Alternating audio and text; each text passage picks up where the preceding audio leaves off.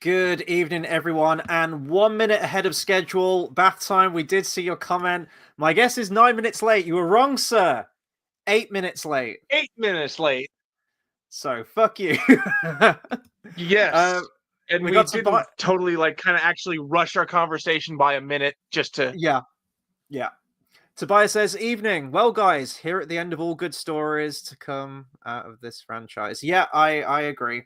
It's with a heavy heart that we are here at the end of Andor talking about the final 3 episodes 10, 11, and 12, titled Make It Stop, Who Else Knows, and Jeddah Kyber Urso. I actually didn't check the titles for these. I think I literally clicked the first episode and was like, next episode on Disney Plus.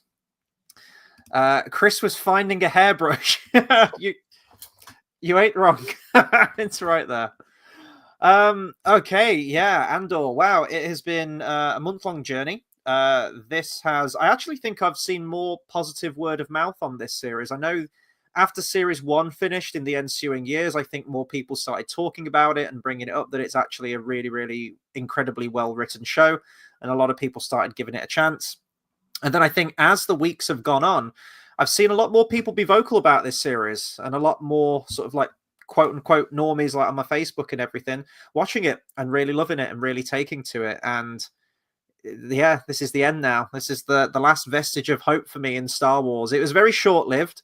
It was a blip. It was nice while it lasted. I mentioned to you over the last few weeks, I'm like, isn't it nice when we actually agree on Star Wars and can both be excited about something and look forward to something week to week? I'd missed that. I'd really missed that. And it's been nice. Now it's over. And now I can go back to being completely apathetic about Ahsoka Season 2 and Mandalorian and Grogu movie with CGI Jabba the Hutt's son in a wrestling ring in a gladiatorial arena. Can't wait. Forgot about that. I forgot that they were doing that. We haven't seen Stinky in a while, have we? No, it's a way to tie up that gem of a storyline.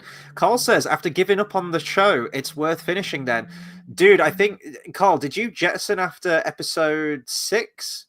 Yeah, I hate to say you've missed out on some of the, not even just like the best of Andor, some of the best TV, certainly some of the best Star Wars since probably the OT. So I would absolutely, without a doubt, Honestly, try and come back in. Can you even say since the OT? Yes. No. Okay. I'm asking you. Do you think this that the Gorman specifically might be better? I've mentioned other weeks that it's despite them both being Star Wars, they are so fundamentally different in their their audience and everything like that. I think both have their merits in terms of memorable, good, just on paper, objectively good writing. I think that Andor has much better drama and much more in-depth characters, and is probably a lot more emotionally impactful in that way. I think that the OT Star Wars is infinitely more rewatchable, and because it has elements of fantasy in there and universal tropes and just of how groundbreaking it was at the time, and how memorable those characters are. I still think that character-wise, decades later, people are still going to know who Darth Vader are and, Luke Skywalker, Han Solo, Princess Leia, more so than Luthen or Cleia or Cyril. Now, I'm not saying that they're not written better than the OT characters in many ways. There probably is a lot more nuance and a lot more subtleties to their writing. I agree with that, but they're two very, very different things, and it's very difficult for me to compare them. I think each have earned their place at the table. It's almost thematically fitting that they won't be remembered. Yes. Yeah. No, exactly. That was kind of the point, wasn't it? Yeah. I should go out on a limb and say that this season, the ending, as mentioned by the creator, that this would tie in directly to the beginning of Rogue One, and it absolutely does. We haven't rewatched Rogue One ahead of this. It did really get me in the mood to watch it, but we're going to move that to next week. So we're going to keep these weekly streams going, continuing sort of like the Andor verse, I guess, and we are going to go back to Rogue One. It's going to be very, very interesting watching that. It's going to be like watching it with a fresh pair of eyes in many ways, despite the fact that I've seen that film many times, we now have all of this added context. And I haven't gone back to rewatch that movie since Andor started, so it's kind of perfect, really, I think. I've given it a glance. Mm-hmm. I've watched a few scenes. I must admit, I've caved. I've watched a couple of scenes on YouTube, and yeah, I'm like, this is going to be good. You all right? Yeah, I'm fine. Chest pain. Oh god, he's gonna like fucking croak on stream. What am I gonna do? That's gonna be awkward. Bath Time says, my camera. Are there any more scenes of Gillian Anderson on MDA going at it on the dance floor? Now you say that, yeah, I can kind of see that Gillian Anderson comparison actually. Now you mention that. No, she goes back to her fucking awful bowl cut in this that she had in Rogue One. I guess I can't dock it points for not being accurate or leading into Rogue One, but my god, she's just lost her style, hasn't she? Her gray. She had. It's the same hair. It's the same haircut she had in Return of the Jedi. Yeah. Like in all the other episodes prior to this, Mon Mothma just exuded absolute queen energy, and now it's just like, ooh, yeah, not so much. Now her term in office as queen is done, and now she's just a lowly senator. Mm-hmm. Carl says, do we think Disney will learn the lesson from the positive reaction the show has received? Absolutely fucking not. And their roster of upcoming films, I think, completely exemplifies that. Disney will completely take the wrong message from this show. What they should be looking at is how audiences have received it, how it did divide a few people, I think, in the first 3 episodes, and that is probably the biggest criticism that I'll levy against season 2, is that it should have opened with like absolute raucous fanfare, and those first 3 episodes, even me as a fan of Andor was like, no. But this was their opportunity to bring people into season 2. This was their opportunity to open big. Arc to be the worst arc. I feel like there was a lot of wasted screen time, though. In a show that only go up from there. Yeah, but what I'm saying is that structurally, with this series, we are on limited time. You know, this was meant to be a 5-season show, which, whether it's the powers that be or whether it was actually Tony Gilroy that made the decision and made the call, we're taking 5 seasons worth of material and trying to truncate it into one single series where we're jumping a year at a time. This didn't have the time to waste any time, and I feel like we wasted a hell of a lot of time in those first 3 episodes that could have been distributed elsewhere, which kind of takes us up to these final 3 episodes now. I will say, out of all of the episode arcs, this one I felt the absence of that year time jump. I feel like a lot of stuff had to be rushed in these 3 episodes. It had a sort of a giant task ahead of it, an absolute titan task of not only tying all of this up, because there's a lot of characters at play, there's a lot of moving parts in a show like this. You've got to give every character a fitting end, whilst also setting up for Rogue One, and also being a solid arc of episodes in its own right. And I must admit that the beginning of this, I thought all 3 episodes were incredible, but I did feel like there was a lot of missing information, unfortunately, within that time skipped, that I think we would have been better developed had we have had more episodes and more seasons to do so. What do you mean? Namely, the stuff with Lonnie at the beginning, like him hacking into Dedra's stuff. I feel like that probably would have been fleshed out a lot more. I feel like we just got the information kind of dumped, and Lonnie's pretty much out of the series very, very quickly. I knew that his days were numbered, but I thought that was handled very, very, very quick. The same with Luthen, and I guess I'm kind of at odds with this in that the cliche Hollywood trope part of my brain wanted Luthen to be apprehended by the ISB. I wanted him to share scenes with Partagaz. I wanted to see those 2 actors interact.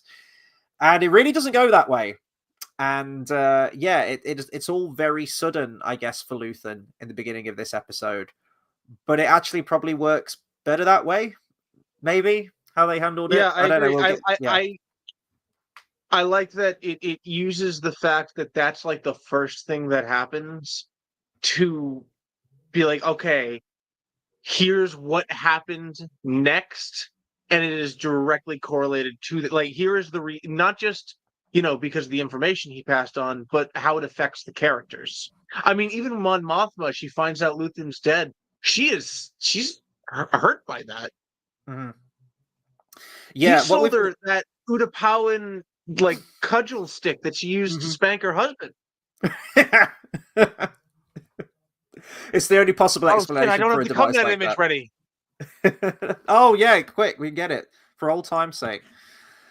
I think what's really interesting to note as well is how, when we've observed Luthen in all the other episodes, even the early part of this series, but certainly in season 1, how meticulous he was at hiding information and talking in code and putting on this persona. He just meets Lonnie right out in the open in this episode. This is how desperate he has become in order to gather this information. And we've discussed this in previous episodes. It's been very evident that he knows his days are numbered, and we're getting towards, he knows that he's nearing his end in terms of his part to play in all of this. Yeah, no, he I mean, he constantly alludes to his own impending doom whenever he talks to Andor about what they're doing, because, I mean, also Andor is doomed too. Although yes. Luthen seems to be the only one who realizes it. They all feel like they're on borrowed time, Did he don't read they? the script too? But what I think is worth noticing as well, and I wanted to ask you if you think the series has done a good job of this, and I don't even know if I was aware of this until, based on all of the other rebel leaders' perception of Luthen towards the end of this arc, in that he's kind of burned all his bridges with everyone. Everyone's initially very dismissive of Luthen by this, even in terms of the news that he's found. You have Bail Organa towards the end, who straight up doesn't believe the information been presented by Luthen. His whole network and everyone associated with him, Clea included, they've all been disowned, essentially. Saw Gerrera's off huffing Rhydonium and is a complete, loose cannon. You have no idea where I am. You think I cannot make your agent do my will? That's amazing. Know he's definitely on Jakku. He's definitely on Jakku. That's how, we literally have an agent in his group. Yeah. But yeah, Luthen, presents this information to them, and it's initially met with, they don't believe him and they disregard anything he says. Do you think the show's done an effective job of getting us to that point, or do you think that's an unfortunate misstep as well from that year time jump between the previous arc? I mean, Luthen's always been, distant, secretive. I would say we did get this fairly well set up in the first time Cassian goes to Gorman. Mm-hmm. When he's literally like, so what if we just get them angry, rile them up, and then they get massacred by the Imperials, and it gets everybody on our side. Yeah, and he says, "Well, Gorman will burn very brightly," or something, doesn't he? He said, "Yeah, Gorman will burn. It'll burn very brightly." That was Harrison Ford, I think. That was more Richard Nixon. I am not a crook. It'll burn brightly. Oh no, actually, that's Admiral Raddus, who we get in these final 3 episodes, which was a joy to see. We got him, ladies and gentlemen. We got him. Unfortunately, General Dodana's princess was in another castle, so he can't make it. He was over there. He's just over there. We swear he's the same guy from 77, or he was that guy who was in something you recognized.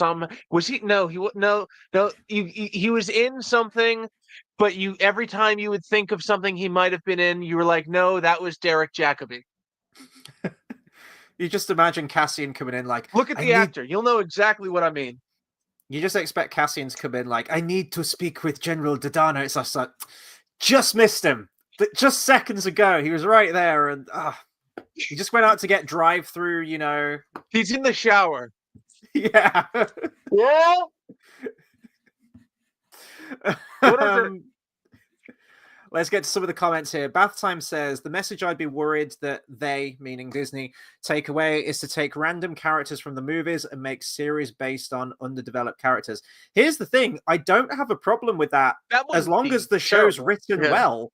Yeah, if it's written well, like, you know, back when they announced they were doing a series on Cassian Andor, I think a lot of people, you know, myself included, were like, you're going to do a spin-off show based on that random side character that no one can barely remember and he just gets off? Like, what's the point? We know where it leads to. And whilst I could, you know, maybe agree that Cassian isn't the most interesting thing in this series overall, I do think he gets a lot more interesting, though, in season 2, and I did gravitate towards the character a lot more. Everything else that's set up and is enhanced from this series is just absolutely is priceless as far as I'm concerned. So yeah, if they could do the same with other characters and flesh out this world a bit more, you know, as long as the caveat that it's written well and it's competently made, which unfortunately a lot of these Star Wars shows aren't. I think Disney, unfortunately, are going to have the message of, did this bring in ratings? Did a lot of people watch this? And unfortunately, no, they didn't. No one watched this show. Disney put behind this, like, hold up. Have you done research on this? Well, I know that the budget they spent on it, but I know initially it didn't really bring in many viewers. Are you talking about season 1? Season 2 as well. At least the beginning of season 2. It didn't even make the charts in terms of people watching it. I've heard very opposite. Maybe it's grown then. Maybe it's grown over the weeks, but I know initially when it launched, I don't even think it made like the top 10 or top 5.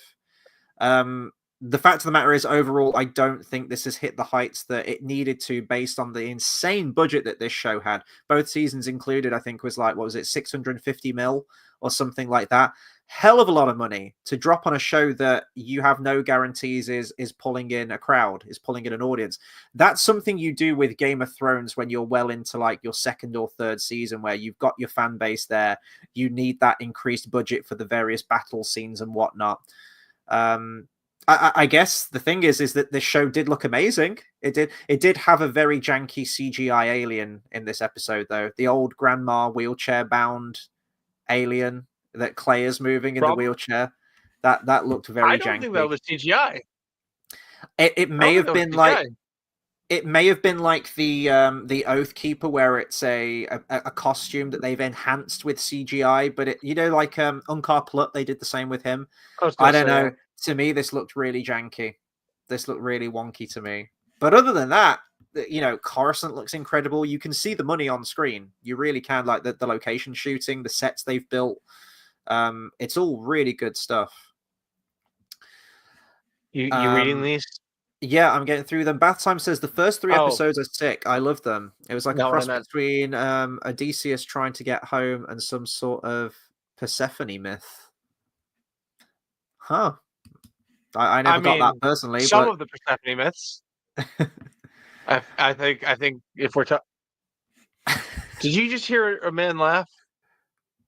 No. I was just reading Brinsley's comment here. He clearly entered the chat at the exact right time, saying, "Who's getting spanked now?" Remember the Utapau and Holy yeah. The Utapau and Hubby Beater confirmed canon. Let's see. We got a comment saying Andor then turned out a bit good, eh? Yeah, it really did. And you know, I was really holding out hope that season 2 would stick the landing, and thankfully, I think now we can absolutely say that it did. A little bit of a shaky start for me, but I wanted to buy season 1, but I didn't want to buy it in case season 2 massively sucked. Thankfully, it didn't. So I will be adding Andor and Andor season 2 to my collection, undoubtedly. Brinsley says Luthen doesn't give a fuck at this point. Yeah, no, he really doesn't, and I love that about his character. Let's just talk about the episode a little bit more. I'll get to everyone's comments in just a second, so please keep them coming in and keep the conversation going.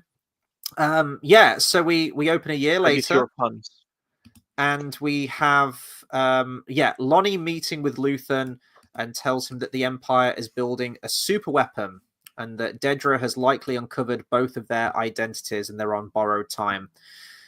I was initially shocked to see that Lonnie killed this early on in the episode. I thought they were going to. I think there was going to be more interplay of him almost being found out in the ISB. And as I said, I feel like I would have loved to have seen some of that drama and some of that really good tension of him, maybe trying to hack into the computer and checking the clock to make sure he can get it all downloaded or read or processed in time. I think that could have been really good stuff. But we are dealing with cliff notes here, and we have to hurry to get all 3 episodes done. But I think everything's effectively communicated. He wanted safe passage off Coruscant, but he probably knows deep down that he is a loose end.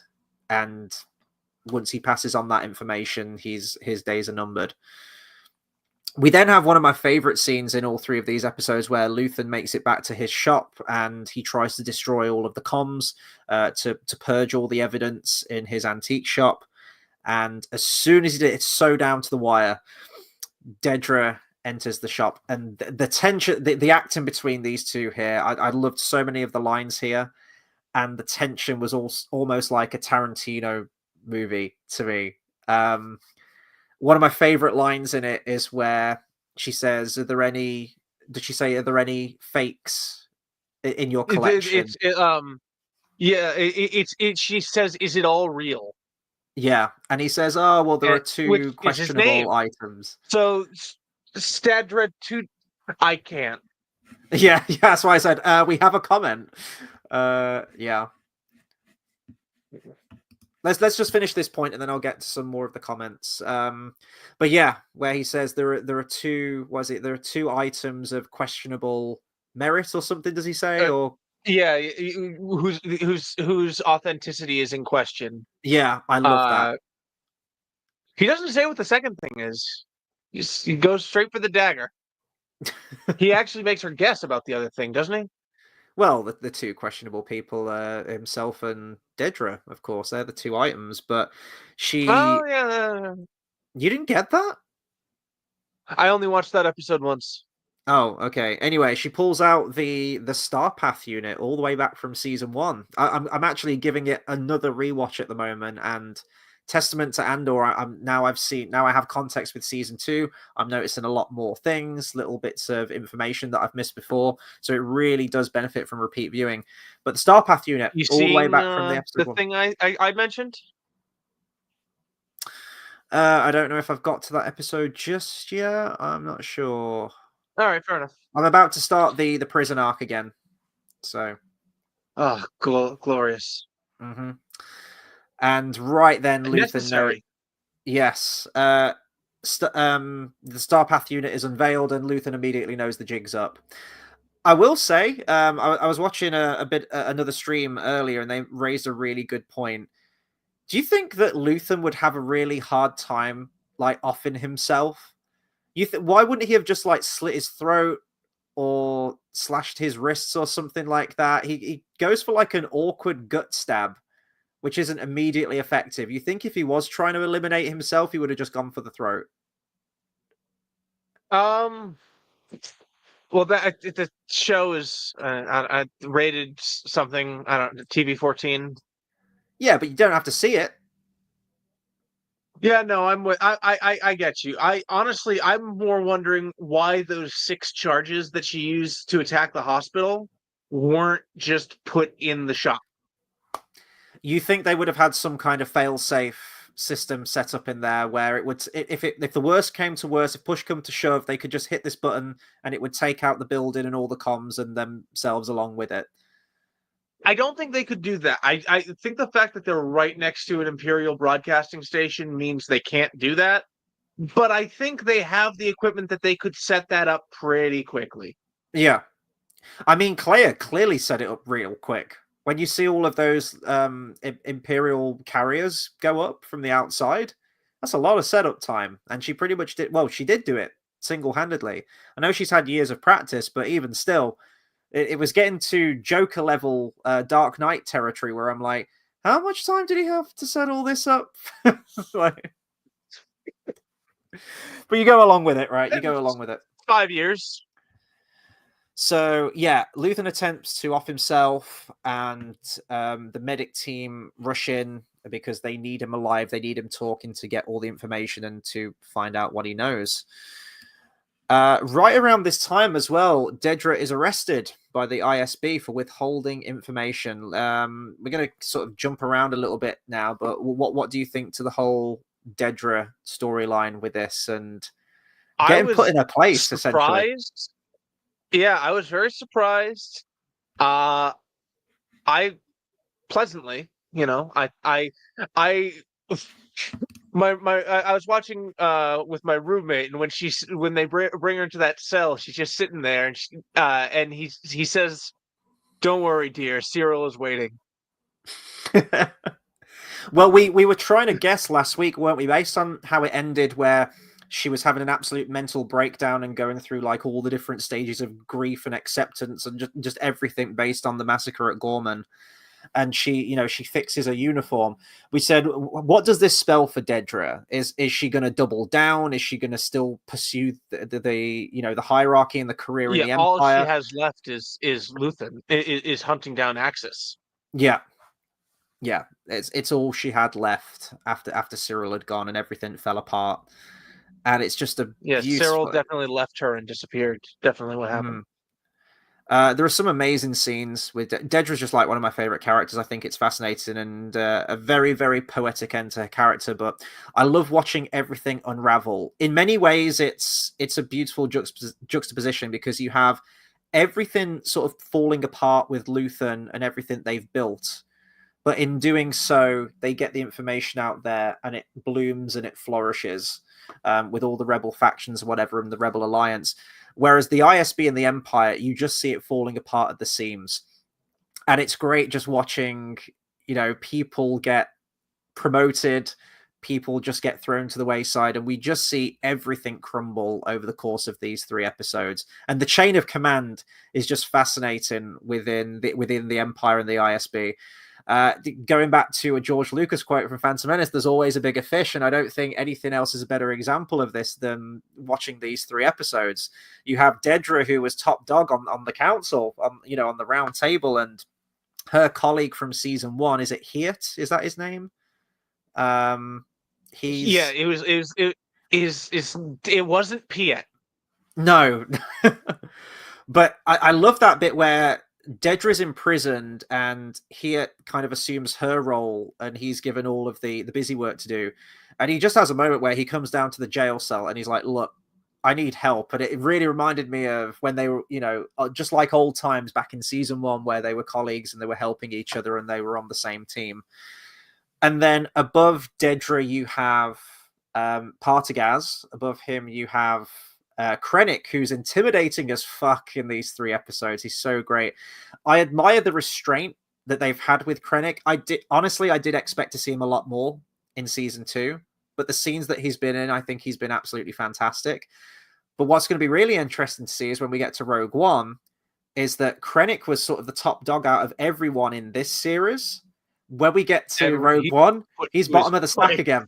Yeah, again, he answers to Tarkin. Tarkin answers to Vader, maybe, and then Vader. It's so great to see all of these different levels, these different factions. I think. Stand here with my team. We got creepy Tarkin CGI face. Oh, that's going to be interesting to see. 10-year-old CGI. It's a bold strategy. Wait, which phase of the moon is that, Gollum? Let's get to a few comments. Bathtime says, I'm going to have to pop back later for the more general chat as I'm trying to avoid spoilers. Really surprised it's as enjoyable as the first season, to be honest. See when we start talking about The Last Jedi. No, not tonight. Tobias says, I would like to thank the show for keeping Luthen an awesome character. Was bracing for a secret Jedi Order 66 reveal. Thank you. I'm so, because you guessed that too. I'm so glad they didn't do that. So glad. I still believe it. I'm just glad they haven't confirmed it. Well, he was an Imperial general. I don't want to confirm. That was an Imperial armor, was it? Yeah, he was an Imperial. Yeah, he was like a sergeant, an Imperial sergeant. I know he was some sort of sergeant. I didn't realize I thought he was like in some sort of planetary defense thing. No, it says an Imperial officer who defected after his unit massacred Claire's hometown. I was going to mention to you, actually, how many years you thought that was set before, because I was thinking, what conflict is this? I was trying to place it. Yeah, exactly. I honestly, with how young he looked, I thought it was during the Clone Wars. Clone Wars, yeah, I did too. And I thought I was trying to listen to the sound effects going on outside, and I thought, is it an Arc Carrier? Is that the clone ship that ferries them all around? Is it an Arc Carrier? Is that what it's called? I have no idea. You know, Star Wars, the thing at the end of Attack of the Clones that Yoda's in, and they pick him up. Those The big mobile. ships. All I know is All I know is that it's a command post that you can put on the enemy ship in Battlefront 2. Well, anyway, I thought I heard some Arc Carriers flying outside. I thought I heard that sound effect. I could be mistaken, but it says he's an Imperial officer here. Okay. You had a point about the flashbacks here. I think you were talking about if this had gone the distance with 5 seasons. If this had gone, I feel like if this had gone the distance with 5 seasons and stayed successful, these flashbacks would have been. They probably would have recast Luthen as his young Luthen. Hell, maybe with his son. That would be weird. And it would be its own, Logandalorian of Us show spinoff prequel. I was really wondering where these flashbacks were going initially. That didn't happen. They were just there to show why it was such a big deal that she was killing Luthen. Yeah, I mean, we knew that those two were tight together, but close, but we didn't realize how. Yeah, this completely recontextualized everything, which I loved and I thought worked really well. And I love the way it mirrors the living space and what they do for a living nowadays in the present day. We flash back. I love the bit where he's just having that breakdown during the fight, and he's like, "Make it stop, and he can hear all of the death and destruction outside, and he has to right himself. He again putting on a performance. He's coming apart at the seams, but then when someone walks in, he has to put on that face, that mask, which we see, of course, we see in season 1 with what he does and the character that he performs, and then also the fact that they're selling antiques in order to make money and to find food and everything. That's a beautiful setup for where they eventually find themselves. And it's almost like a big daddy hit girl sort of relationship, I thought, especially the bit where they're in that cafe area and he says, like, look, you've got to make the call. Like, if you're in this, you've got to be the one to do this and to make that call. And initially she's like, oh yeah, I hate them, give me the button. And as soon as she has that, the reality sets in of this path that she's going to go down. I thought that was wonderfully handled. That was one of my favorite scenes in the whole episode, actually, that moment. Mm-hmm. Yeah, no, that. And did you notice that she had like these? I love that she had the blue biscotti in her blue ice cream. Yes, yeah. I love the expand. I love when these shows expand the blue menu group. In season 1, where Cyril comes in and he says, like, hey, I want you to cross-reference this or track this throughout the last couple of nights. You see someone eating like a carton of noodles, and they're blue noodles. It's great. Yeah, they didn't have to do that, Naboo, but right? they did. Say that again. In the flashback with the bombs, that was Naboo. Yes, I thought it was. Yeah, it looked like the same courtyard, didn't it? Yeah, no, I thought that. I was looking at the architecture in the background as well, how they have the domed roofs to the building. Did you see any ducks? I didn't see any ducks, no. Because we know Naboo has ducks. Uh-huh. Also, Tobias, which director? Hang on, I'll get. I'm working my way through the comments. I'll get there. I thought the actress who played young Claire was really good as well. Yeah, very well cast. I like the moment where you get the impression that Luthen's trying to protect her and shield her from this world, that she's seen enough death and destruction, but she's witnessed her whole village be massacred at the hands of the Empire. And when they're leading those prisoners, I guess, slaves or, people who have spoken out against the Empire through the town and, putting them in front of a firing squad. And she's like, no, I need to see this. And he's like, think about that hate, bury it. Don't forget it. I'm like, no, she's going to the dark side. Fear leads to anger. Don't do it, Claire. I don't want to take I don't want to take this down a whole Last Jedi rant, but I'm going to temporarily because I want to see how you get out of this one. I don't think the rebels should have been fighting back in any of this because that's how they're going to win. It's not fighting. Oh, what they hate. I was thinking about this. I wanted to ask you about this, Chris. It's do you saving think what they love. that idea that like that concept is just inherently flawed, like it just can't work, or do you think it'd be more?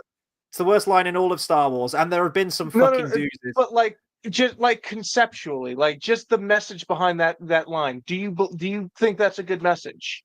As the fucking laser beam obliterates the door and kills all of their friends. I'm asking you a question. I think it's awful. No, I think it's terrible. I think it's just genuinely what if fucking it awful. were worded slightly differently? Like, for example, I do not love the bright sword for its sharpness, nor the arrow for its swiftness, nor the warrior for his glory. I love only that which they protect. Faramir. You're talking about the bit where Rose could have killed Finn. She T-bones the fuck out of him in a speeder. Chris, you were in a wide shot where you don't even see her approach. What?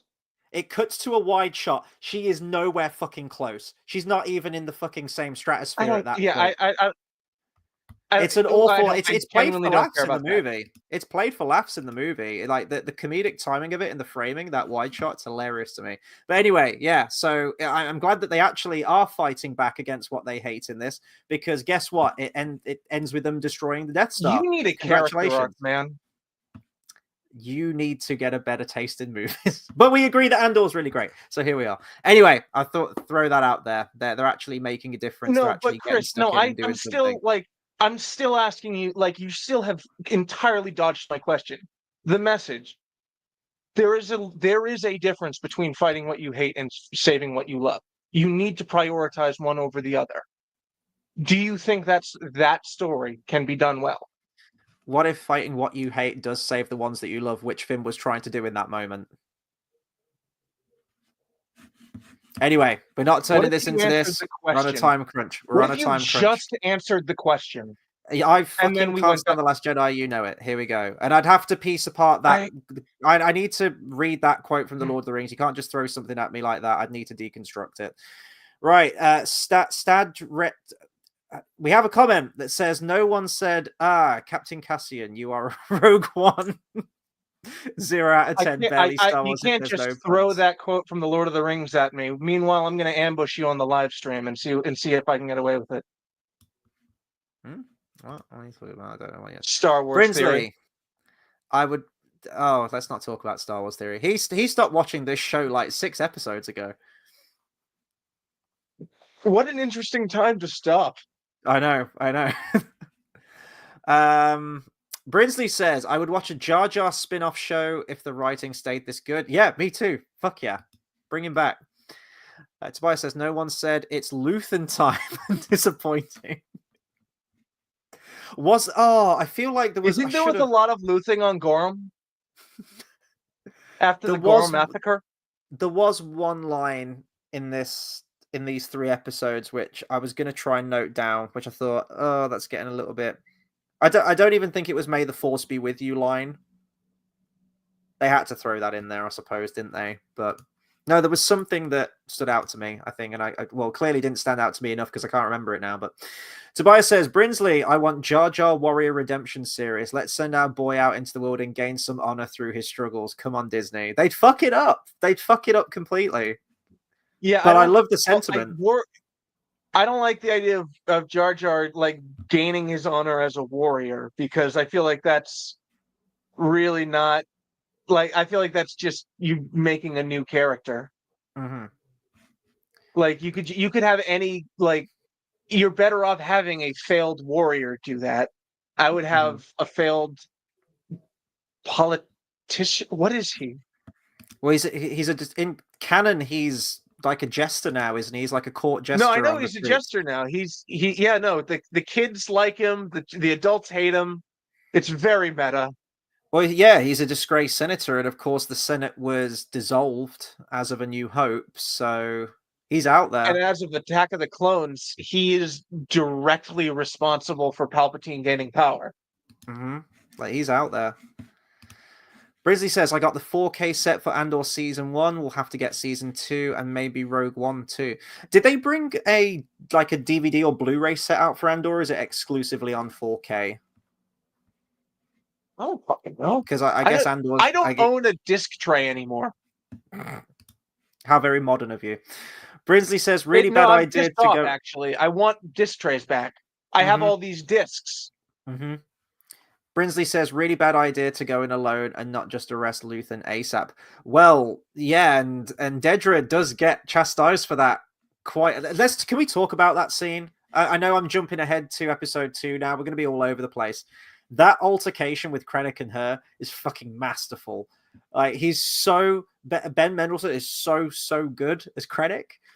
Really fucking intimidating, different side to him in this, but the little things that he does, he toes the line between being like really hammy and comedic. And it's like, these are really strange acting choices that he's making. I get the impression that maybe none of that was even in the script. They just said, here are your lines, act this however you want.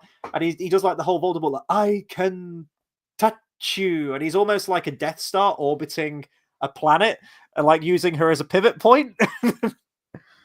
Oh, by the way, you were asking, like, did she think that was a blaster? I think it was more what he was saying that upset her. You could be right. It's as soon as he like makes the contact and her face just drops. And I thought, yeah, but he makes the contact but he makes the contact as soon as he says that he would been on her code cylinder. Then, like, literally, it's simultaneous, so it could be literally both. Actually. Actually, let's just both. You've seen Search for El Dorado, right? Yeah, both is good. Both is good. But my favorite bit, so that bit was great, and I was Wait a second, did you give me cheated dice? Loaded dice. That's because I mentioned to you, I said, decades. I was like, what should the thumbnail of this episode be? And we were both unanimous that it had to be Dedra looking horrified with the fingers. You gave me two options, and I was like, one of them was obvious, and the other one was way more obvious. But my favorite bit out of all this, even more than this, was where she stands up. She's trying to stand toe to toe with him. She says, "We must double our efforts. We will do this." And he's just like, "You will sit your fucking ass down in that chair, and I'm going to handle." It's just the way he like awkwardly grabs her and forces her back into the chair.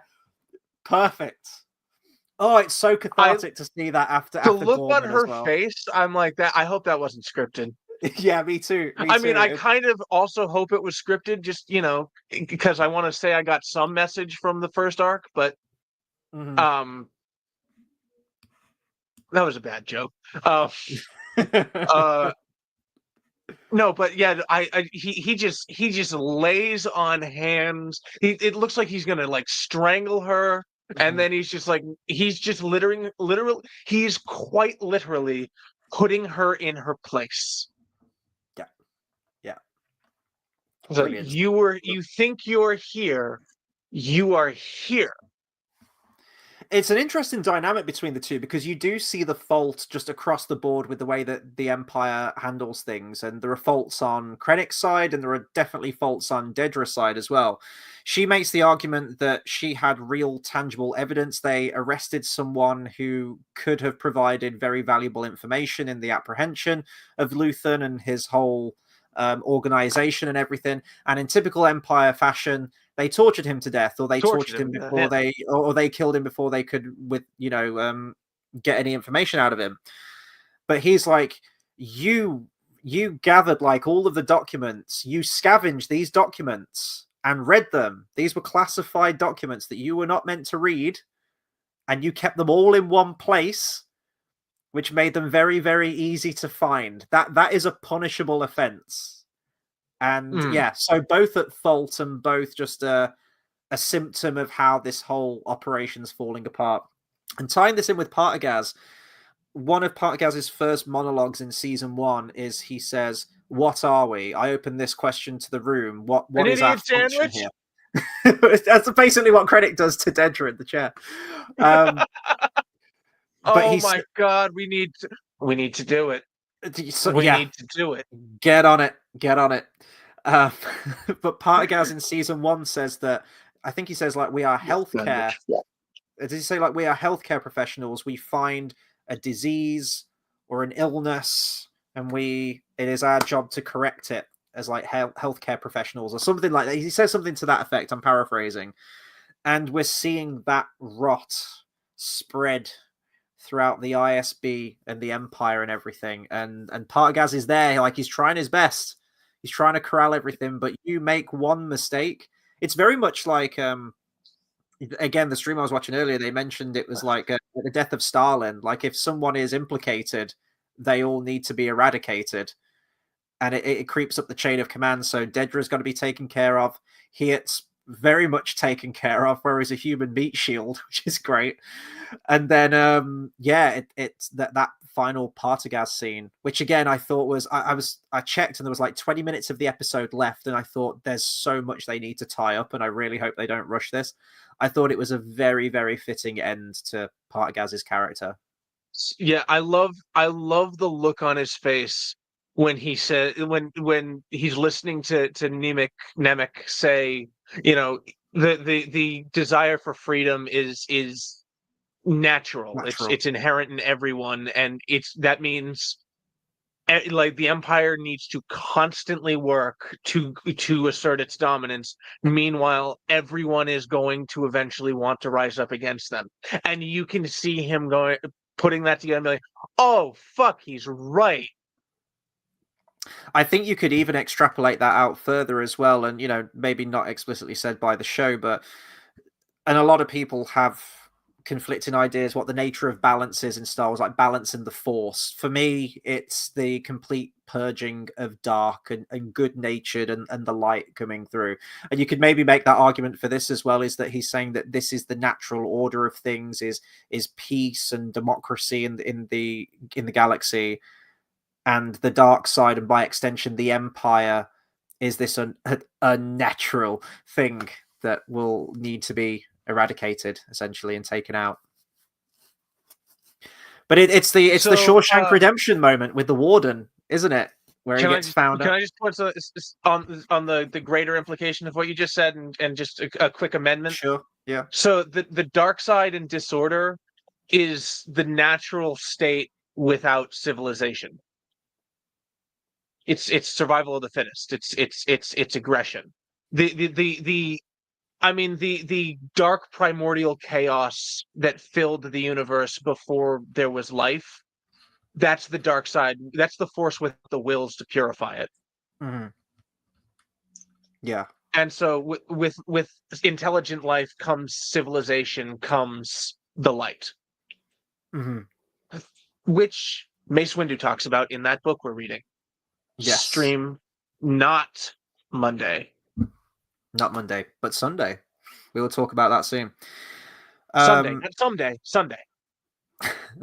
I like that they went back to Nemec's manifesto as well, because what could be seen as a little thing that was just part of that one episode arc in season 1 is absolutely, paramount. The fact that in season 1 Vel, it's Vel, isn't it? Not Val. I always keep interchanging the two. It's Vel. VEL. Shit. It's Vel. Yeah. Val sure Cinta. Vel. Yeah, I've got it. Vel and Cinta. Val Cinta. Because she is in possession of the manifesto, and she says that Nemec wanted Cassian to have it as because at that point Cassian wasn't sure whether he wanted to be part of this fight. He was still in it for the money and his own ends, and it was a gesture to say, being paid. Yeah, but at that moment it was a gesture to say, believe in this. He is a true believer. Nemec says that he's a good judge of character and that he believes in the course. And of course, over season 2 and into Rogue One, he most certainly does. But I like how they linked it back to that. And that moment was great. How nothing is more terrifying to Partagaz than what the Empire will do to him. And it's just, it's either Narkina 5 prison sentence, which is what happens to Dedra, which is the most perfect ending for her character ever. It was so, when your character gets their just desserts, it's just like, fuck yeah. But I thought it was a great way to... Or on program. There's a few ways they could have got rid of Partagaz in this. You could have just had him still operate in the background. We just don't see him during the OT. There could have been a line saying, "We're very proud of your work, Partagaz. We're promoting you to the new Death Star. Congratulations on your new position." But I thought this was much more fitting. Yeah. Oh God, that just reminded me. I'm just imagining that being what what they were actually planning to do, and then he shoots himself. Mm-hmm. Oh, that would have been cool. Yeah. Have you ever seen the movie Land of the Dead? No.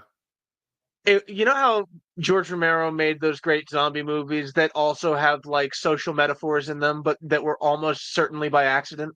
Mm-hmm. Well, Land of the Dead, he's trying to do a social metaphor, and it's so fucking heavy-handed. Mm-hmm. And so the villain who owns the skyscraper has stolen all the money, and he's going to flee the city before it's full of zombies. And one of the other busy businessmen who are going to leave with him is like, "Hey, what's in those bags?" And he says, "Money." And he says, "What? Whose money?" He says, "Oh, get down!" And then he gets down and he just shoots him in the head. And then the guy immediately gets a phone call. It's like, "Hey, we stopped the thing." And then he just kind of looks down at the body and he's like, I kind of wish you called like a minute earlier." And that's what I'm picturing. They're just like, "So did you tell him about the promotion? I thought we were going to have him in prison. I didn't stop him from what? I'm going to call you back." And then he pulls out a blaster, and then the stormtroopers hear him shoot himself, and then it turns out they actually needed somebody for the job that they were going to give the other guy, and they were going to give it to him, and he shot himself. And guess what's going to happen to the next guy? Leukemia. It was great where it cuts to outside and you hear the blaster and the guy just gestures like, no.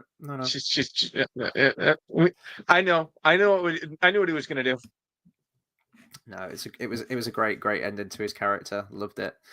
Let's just cycle back. Actually, let's go through some more comments first, and then I want to talk about Luthen's ultimate fate at the end of that first episode. We'll cycle back to that, I think. Tobias says, "No Princess Cleia reveal. Super lame. Will somebody please think of the reactors?" Dedra getting arrested meant we got more Krennic, so I'm all for it. Absolutely. One of my favorite, probably my favorite scene, actually, I would say, if I had to boil it down to one favorite scene out of these 3 episodes. Brinsley says, "I thought the post-credit scene where Luthen turned out to be Snoke was really tastefully done." No, it's Andy Serkis from season 1. He was tortured and mutilated. What's his name? All I can think of is Skeen, and Skeen is the bad guy from Aldhani. No, it's not Skeen. It's oh god, I've forgotten. Yeah, just go with Andy Serkis. By the way, was it a little on the nose that Skeen was the only left-handed one? Tino. Was he left-handed? Yes. That when Cassian is like Skeen should be on the right. Or no. Oh yeah, on the left. It's the stormtrooper guy, isn't it? And yeah, he's left-handed, so he should be on the left. So his weapon is on the outside, so we're not hitting each other. Mm-hmm. And it's just like, wait, you've noticed that he's left-handed? What do you do? It's like, you're right-handed, you're right-handed, you're right-handed, you're right-handed, you're right-handed, but you shoot with your left. Left, yeah. And Skeen's the only one who is left-handed, and he's the one that betrays them. Oh, it's a little heavy. It's so on the nose, it's subtle. Does that make sense? Yeah. It circles back around. It's like cooking chicken breast. Tobias says Krennic is fruity as fuck when he puts his finger on her head. That was great. I loved it. I really hope that was just Ben Mendelsohn being Ben Mendelsohn. Just let him loose. Let him cook. What happened to Hirt was brutal. Yeah, human meat shield. It's just taking shots like. I think he was still alive after like the third or fourth shot as well. We'll talk about Kay as well. Let's get through some more comments first. Brinsley says, "I wish they would update the CGI for Tarkin and Leia because it looks rough in Rogue One." Here's the thing: They hired Shamuk. Everyone kicked off about Leia, and I must admit, every time I've watched it, I've never thought it was bad. I've thought it was perfectly little watchable. Bit with like her mouth that's a little unnatural, but that's it. That the Leia is really good, and it's because we only see the one shot. I do think that we didn't need to, though. You could have had her like from the back, like they've said this, like it would have been fine. But it was just Disney just like, oh, look what we can do now with our technology. And it's just like, oh, but this probably won't age well. So it will be interesting to watch it next week. Hang on. I'm so for them like stretching technology and it not aging well in these movies, because that's like, I stand by, like, people are like, I would go back in time and get George Lucas to use models and sets for the prequels. It advanced CGI like technology rather rapidly because he didn't do that. I think the thing was, even with Tarkin, it was just so unnecessary. Again, you could have had, like, when I first watched it and he has his, he's looking out at the Death Star being built and you can see like a hint of his reflection in the glass and he's got his back to him. I thought, yeah, everybody's been saying that's all they needed to do since it happened. I get it. Or a hologram. They could have done a hologram and had CGI decided.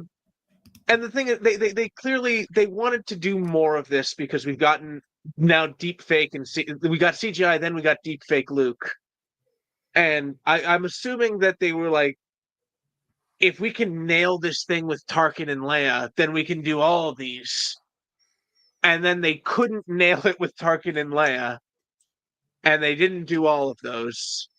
But I like the fact that they did try to stretch the technology, like not just with Rogue One, but with Solo. They tried that whole on-set lighting thing that looked terrible, but they tried it, and they didn't keep it. I thought a young Luthen looked pretty good in these episodes. They did look very good. Yeah. I was noticing they didn't have him CGI and how much was makeup. They didn't have him move around too much. It was, they kept him pretty static for the most part. Yeah. Yeah, I would say for a little bit his upper torso was rather unnaturally still, so they wouldn't do that, so it wouldn't be floaty. Which is fine. I get it. It looked a damn sight better than. Did you watch the new Indiana Jones movie, Dial of Destiny? I did not. Don't. It's fucking terrible. But the opening of that is a younger Indiana Jones, and they CGI his face. It looks awful. It looks so fucking bad. Really plasticky. It felt like, how in some of the Marvel movies they had young Kurt Russell. I think in Guardians 2. They've done it a bunch of times, and it actually got to the point where it was starting to look pretty damn good. This felt like we were going back to the days of Jeff Bridges in the original Tron movie, which again was groundbreaking at the time. Now you watch it, you're like, oof, that's very CGI. Like the very glossy, like they've got Vaseline on their face kind of shine to their skin. It was weird. Carl says, as technology improves, why can't they improve the deepfake on Tarkin and actually update the film?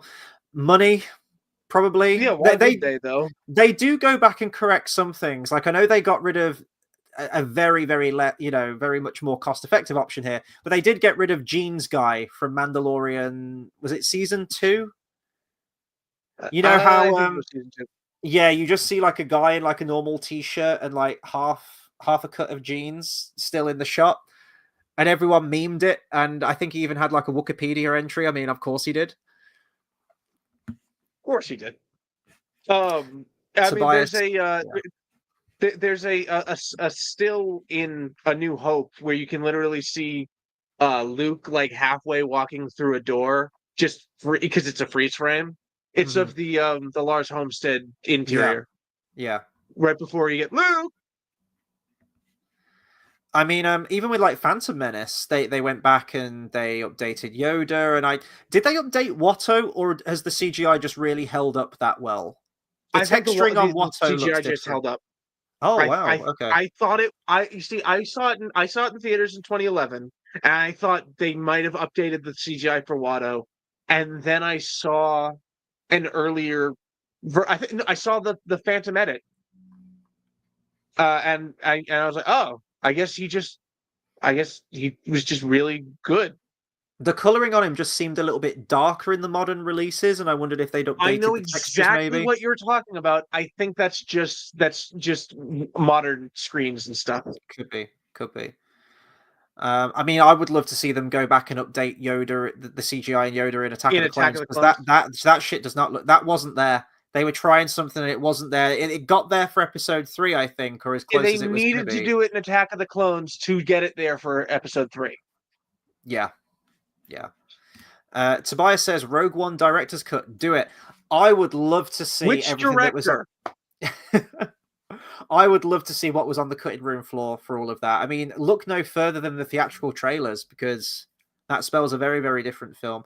There's probably a long form content video out there on YouTube where you can find out where someone's pieced together what the original intention for that film was going to be. I've heard drips and drabs for how the ending was going to be restructured and how it was going to be slightly changed. But the fact of the matter is, we know there's a lot that they left out ultimately.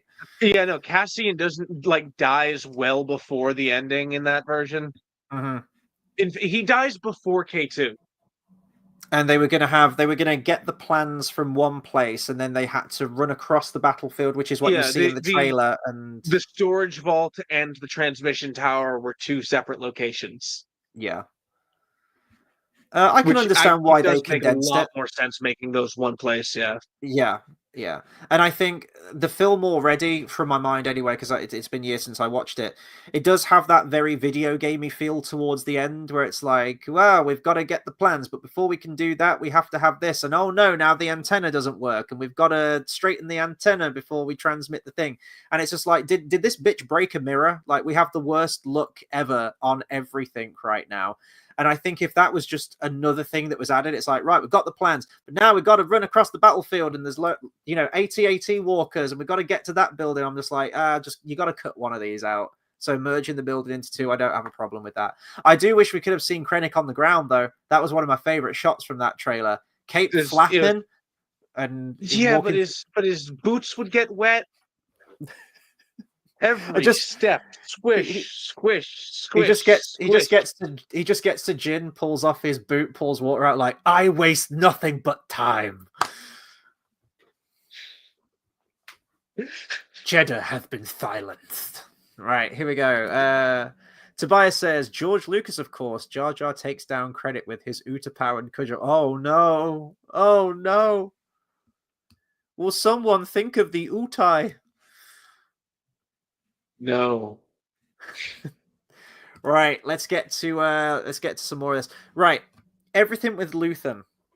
I'm actually really glad that there wasn't this big, long-winded speech where Claire was by his bedside, and he was like, "You have to do this. Like, this is for the greater good." And she's like, "No, you're like a father to me, and you were the daughter I never had." We don't get any of that. It's just she knows what she has to do. She basically goes in there like John Wick and just annihilates everyone and everything. It was really fucking cool to watch. What I will say is we kind of guessed that this was going to be either a Luthen episode or a Luthen arc at the very end of this. We were guessing that over the last couple of weeks. And when we got the previously on and it was all Luthen and Lonnie shit going back to season 1, I was like, oh man, we're getting it. We're getting the Luthen episode. But Luthen's done and dusted in this first episode. Wouldn't you rather give it all at once for something real?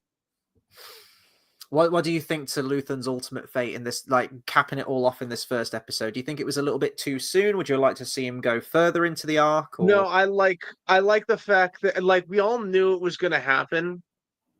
So I'm glad that they kind of got it out of the way and then made the arc about the whole arc just about what happened after and because of Luthen's death. Mm-hmm. Yeah, it really is his legacy, and one of my favorite moments tying itself so well into Rogue One in a way that can only be rivaled by the way Rogue One ties itself into A New Hope. I'm jumping to the final episode here. I know we're kind of all over the place with this review, but I think that's just the I've nature of noticed. everything. Where Cassian's the one that stands up for Luthen at that moment, at the sort of like the round table of the rebel leaders. Did you And know? That was bad. he talks about, you know, if you even gave a shred of what Luthen did and the sacrifices he made for everything here, it's like, wow, what a turnaround with that relationship when you go back to season Luthen's 1. been in this Character fight development. since he was 6 years old. Well, Clea certainly has as well, by the looks of things. Also, so was Cassian's sister younger than he was? Yes. I always thought he had an older sister for some reason, because he seemed to be the youngest person at that village, but I might be misremembering. What was her It's name? the What was his first sister's episode. name? Do you remember? I don't care. I was going to make a joke. I was like, I was expecting with someone with your reputation to be a little older. I couldn't remember her name. At the very end of the episode when he's This sleeping. is Obi-Wan Kenobi. No, it's not. Fuck you. No, it's not. But he I still fucking pulls love that those shit passages. towards the end of the novelization. He still does that. He's like, "This is Obi-Wan Kenobi." I'm like, "Yep, we established that in Act 1." Yep.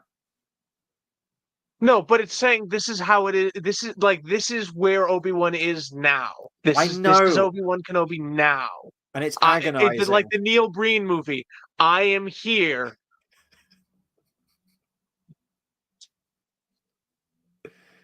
Yeah. What are we doing? Now.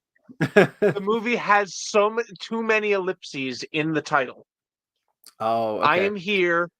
Bunch of ellipses now. And in literally the opening of the movie, it says, I am here, fade in 1 dot, fade in the next dot, third, fourth, fifth, Oh, okay. however many there are, then fade in the word now. It is god awful. I love Neil Breen. We got to do a Neil Breen marathon sometime. Oh, Jesus. God. Yeah, towards the end of this arc, you have the bit where Cassian's asleep and he has a vision of his sister. And I thought, oh my God, are we actually going to get a payoff to this? Is she going to walk in like, hi, I'm your sister, Cassian? Oh, I knew you were still alive. I just knew it. I changed my name to Jyn Erso. Oh no.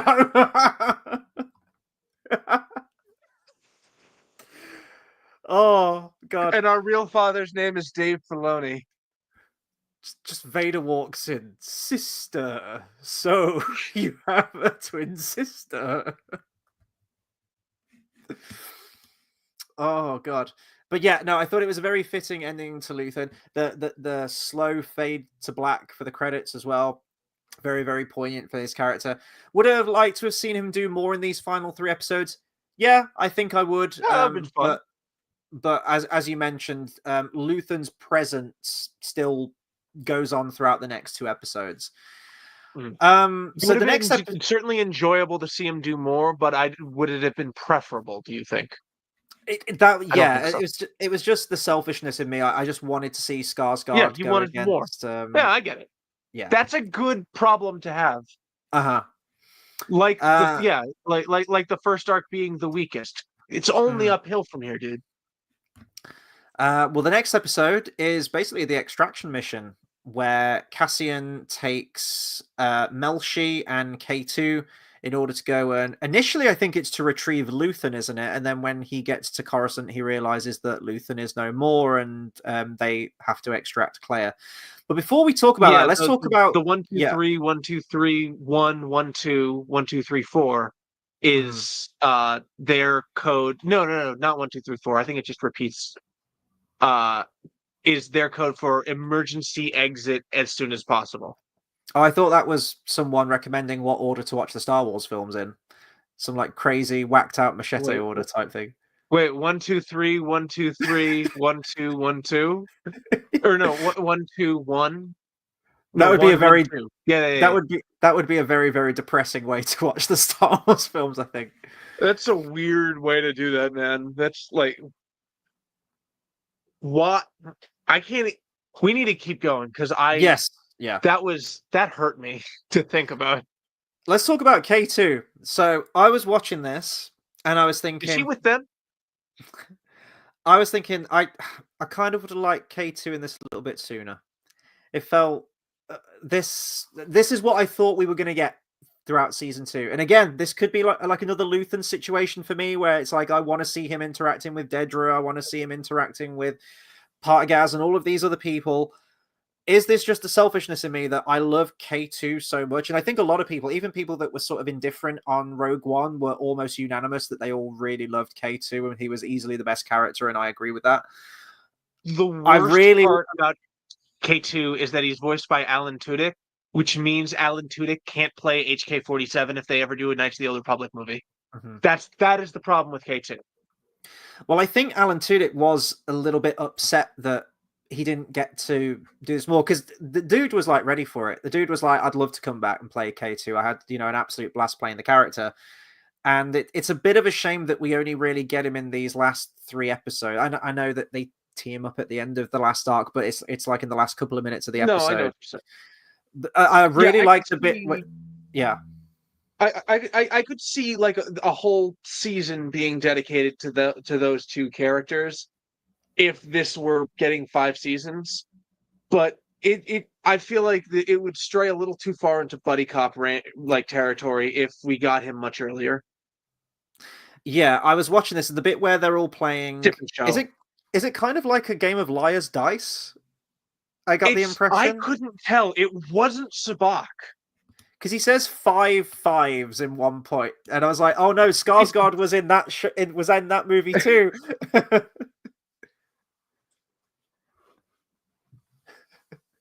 12 fives. Call me a liar. Oh, of course. He's in that scene. Yeah. Yeah, no, he's Bill Turner. You can hardly recognize him under all. It's amazing that you can hardly recognize Skarsgård, but you can absolutely recognize Bill Nye. Bill Nye. Yeah, you Yeah. knew exactly what I was going to say.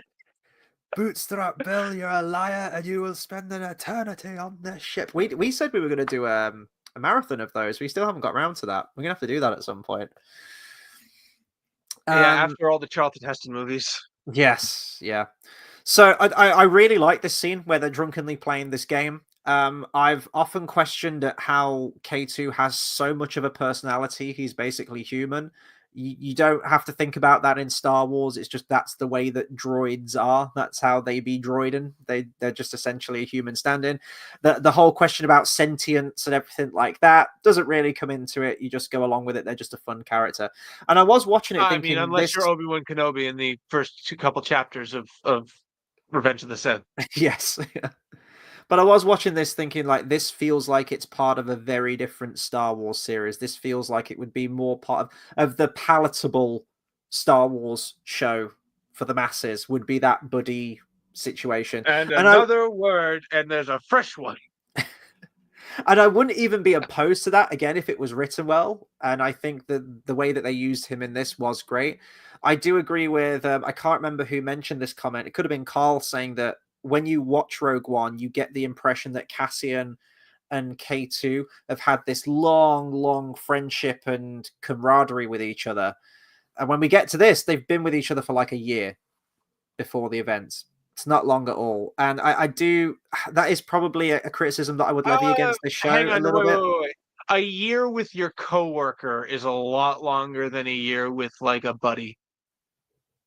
I don't know. To me, it's like watching Han Solo and Chewie in A New Hope and saying, "Oh yeah, they only met last year." They're way Han and Chewie are way closer than K2 and Cassian. Do you get that? Well, we know that now, but do you get that impression from even Rogue One? I got that, I got that impression from Rogue One, but that is more to do with Han and Chewie than Cassian and K2. Mm-hmm. Like I would say there's just way more going on there than with those two characters. The CGI is really good on K2 as well, which I always remember it being great in Rogue One, but it'll be interesting to see how much it's come on. But like the textures on him, the way he's integrated is so good. I don't know if they did any sort of mocap with K2, or they would have had to have had some kind of reference room, I expect. But Dude, I want to add KX droids to A New Hope, even if they're just walking around in the background. Although, actually, idea though, I don't know how. Remember the guy who our scout ships have reached Dantooine? What if that was a K2 droid? Because he sounds fucking weird. it does make you wonder why they're just not in operation when we get to the OT, or not the ones that we see.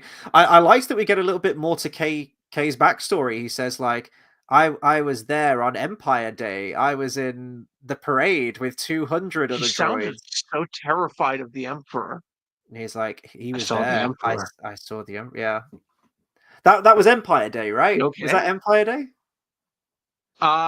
It must be. I mean, a parade on Coruscant where the Emperor actually shows up. That's got to be Empire Day.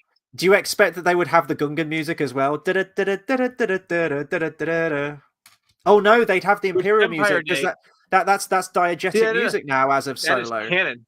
That is their Yeah, that is their anthem. Dun yeah. dun dun dun dun dun dun dun. It's very uplifting. Because as a viewer, we always think that that the characters in the scene and in the movies, of course, they can't hear the soundtrack that we can hear. Well, actually, that's not specifically true because they Unless it's can in the now. cantina. Well, there's the cantina, and now there's the Imperial March as well. So, there is that. I really Yeah, they liked what did they that. did. I like that was in Solo after it was in Rebels. You can tell that was a Phil Lord and Chris Miller thing. I would imagine that kind of humor, that more like meta stuff, would have been totally all of them. I think. I mean, you know what? I need to find out when they did like were made when that episode that first has it in Rebels is, and then guesstimate when about production of that would have been, and then guesstimate when about they would have been working on Solo, because they could have made it for Solo, put it in Rebels, and then like 2 years later it would be in Solo when it actually released. Mm. I could definitely see that happening if things line up. I need to check dates though. Mm-hmm. Would you care for a date? Bad dates. Yeah, but I really liked what they did with K2 in this. It was really cool to see him in action. I love when he just kicks the shit out of someone. I think he did it to someone on Gorman, and obviously it was horrifying and terrible, but it also made me laugh just a little bit. But yeah, when he does it to the Imperial, the random Cockney Imperial SWAT officer in this, he's like, "You fucking cunt! We're gonna get," like, it turns into Bronson or something. He's even got the Bronson moustache. Oh, I love when people. I love the '70s people in these shows. They're like, you look like you're from the '70s. This is good. This because you should be. You should look like that. He's just walking down the corridor like, "This is your first and last warning. Do you know what Nemesis means?" Like, turns into Bricktop. Yeah, I quite like the flashbang grenades as well, the stunners or what. When he says, "Or prepare to be stunned," I expected that gun from A New The Hope. blue Like, stuff. yeah, Yeah. I was Yeah. No, it was expecting like that. for a second I was I'm glad I watched this episode twice because I was like, so wait, how come the Scottish guy or whoever didn't get hit with the stun grenades? And then watching Yeah. it again, he's quite far from it, and he's in a separate vestibule. Oh, okay. I like how he suggests, like, should I close the door? And then he says, "Well, then we'll be trapped in here." And he says, "What? What's the alternative? We're We're still not trapped trapped here." in But here now. as this new gunray comes in, close the blast doors. That will hold them. That's what hold them. They are still coming through. This is Oh, impossible. it was great. It was great though, and of And then course, Grievous put his fist through his goddamn skull. yeah. There's lots of head explosions and decapitations in the novelization. He just crushes them like bugs. It's like Anakin could kill the Jedi in any way, and he always just sticks his lightsaber right underneath their fucking chin. Who does he do that to? I forget. I think it's the guy at the Jedi Temple near the key Oh code. yeah, he's just like the Jedi scheme is at an end, and and his utter confusion was the second to last thing to go through his head. What's The with last Anakin's thing like quippy was one-liners? Anakin's blade. That was it, yeah. What is it with Anakin's quippy one-liners when he's killing people in the novelization? He really He's about revels to in it. become Darth Vader. He talks about like He how promised us peace. He promised you pieces. It's just say that with Arnie's voice. He just straight turns up into like a straight like 80s action star all the time. Stick around. He promised we would be left in peace. Pieces. You misheard. Ah. He said you would be left in pieces. You could write them as he was about to say them, though. It's like, come on. Well, the bit in the novelization. Go on. Can we add it though? Can we add it to the saga? No. Promised us peace. You're wrong. We only want. There was a moment in this episode as well where you could have put the Wilhelm. Did you see it? Yeah, off the side. Yeah. Are you with us? No. Yeah, we had the opportunity. 2 seasons and we never got a single Wilhelm, as far as I'm concerned, did we? I'm sorry, I missed that. Say that again. 2 full seasons of Andor. I don't think we got a single Wilhelm scream, did we? We did not. No, I saw plenty of places where we could put it, but I don't think any of the shows have gotten it. I admire their restraint in this, because I would have been all over it. I'd have been doing a Desolation of Smaug extended cut with this and just having about 20 Wilhelm screams in there. I stand by the perfect spot in Skeleton Crew. You would need to like use AI to have you ever heard like this, people take Eminem and have AI make him a toothbrush sound? Mm-hmm. So that, but with creaking metal of a Wilhelm scream when that droid gets knocked over. Oh yeah, that could work. Yeah, that'd be fun. Let's see. You can just pick one syllable from my name. Stad will do. Okay, Stad's a good name. We'll go with that. Tobias says, Denise and Ben, what a combo. Great actors, married with awesome material. You can tell how much mutual respect they have for each other. Oh, God, yeah. Yeah. I mean, Wait, is Judy even still watching? I'm not sure. But just going back to Denise as well, when she was with Cyril, it looked like he was actually choking her in that scene. I imagine there were. Like, she probably was like, look, just go for it. I'm a master of my craft. Just go for it. And I like to think that maybe she was like, hey, Ben, you should just grab me by the fucking face and just like throw me back into the chair. Denise, are you okay? But he just holds her like a hot potato. It's like this really awkward. He puts her in her place. Literally. We've got his name, Kino. Kino Loy is the name of Andy Serkis's character in the prison arc. That's it. Yes. Bathtime says, you still doing specific stuff or gone more general yet? Still. Well, that was from a while back, wasn't it? I was like, yeah, general. Bath Time says, Andor looks absolutely amazing as a fashion designer. That's the look I'm going for this summer. Yeah.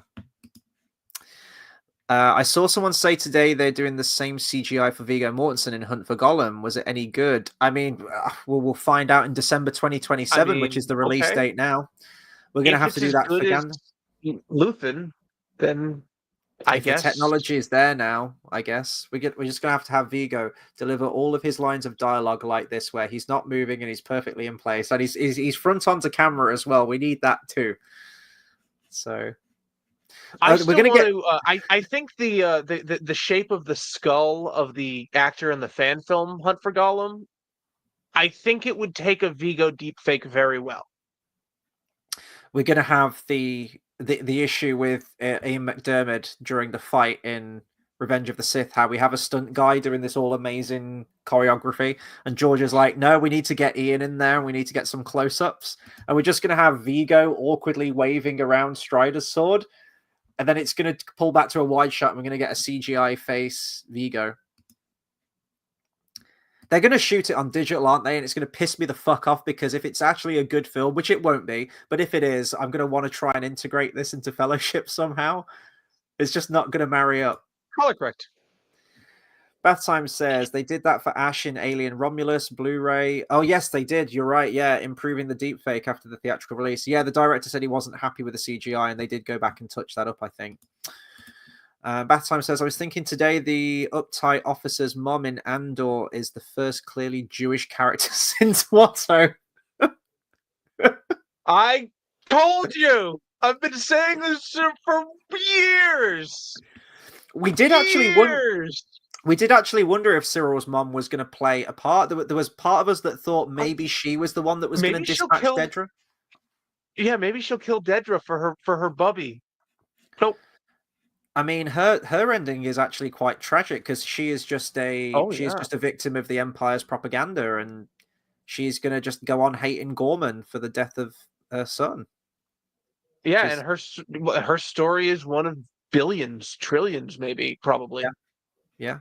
Well, we get the same with Jeddah ultimately in Rogue One, don't we? We don't go as involved as we have with Andor, but where they say, "Oh, it's been destroyed in a mining accident."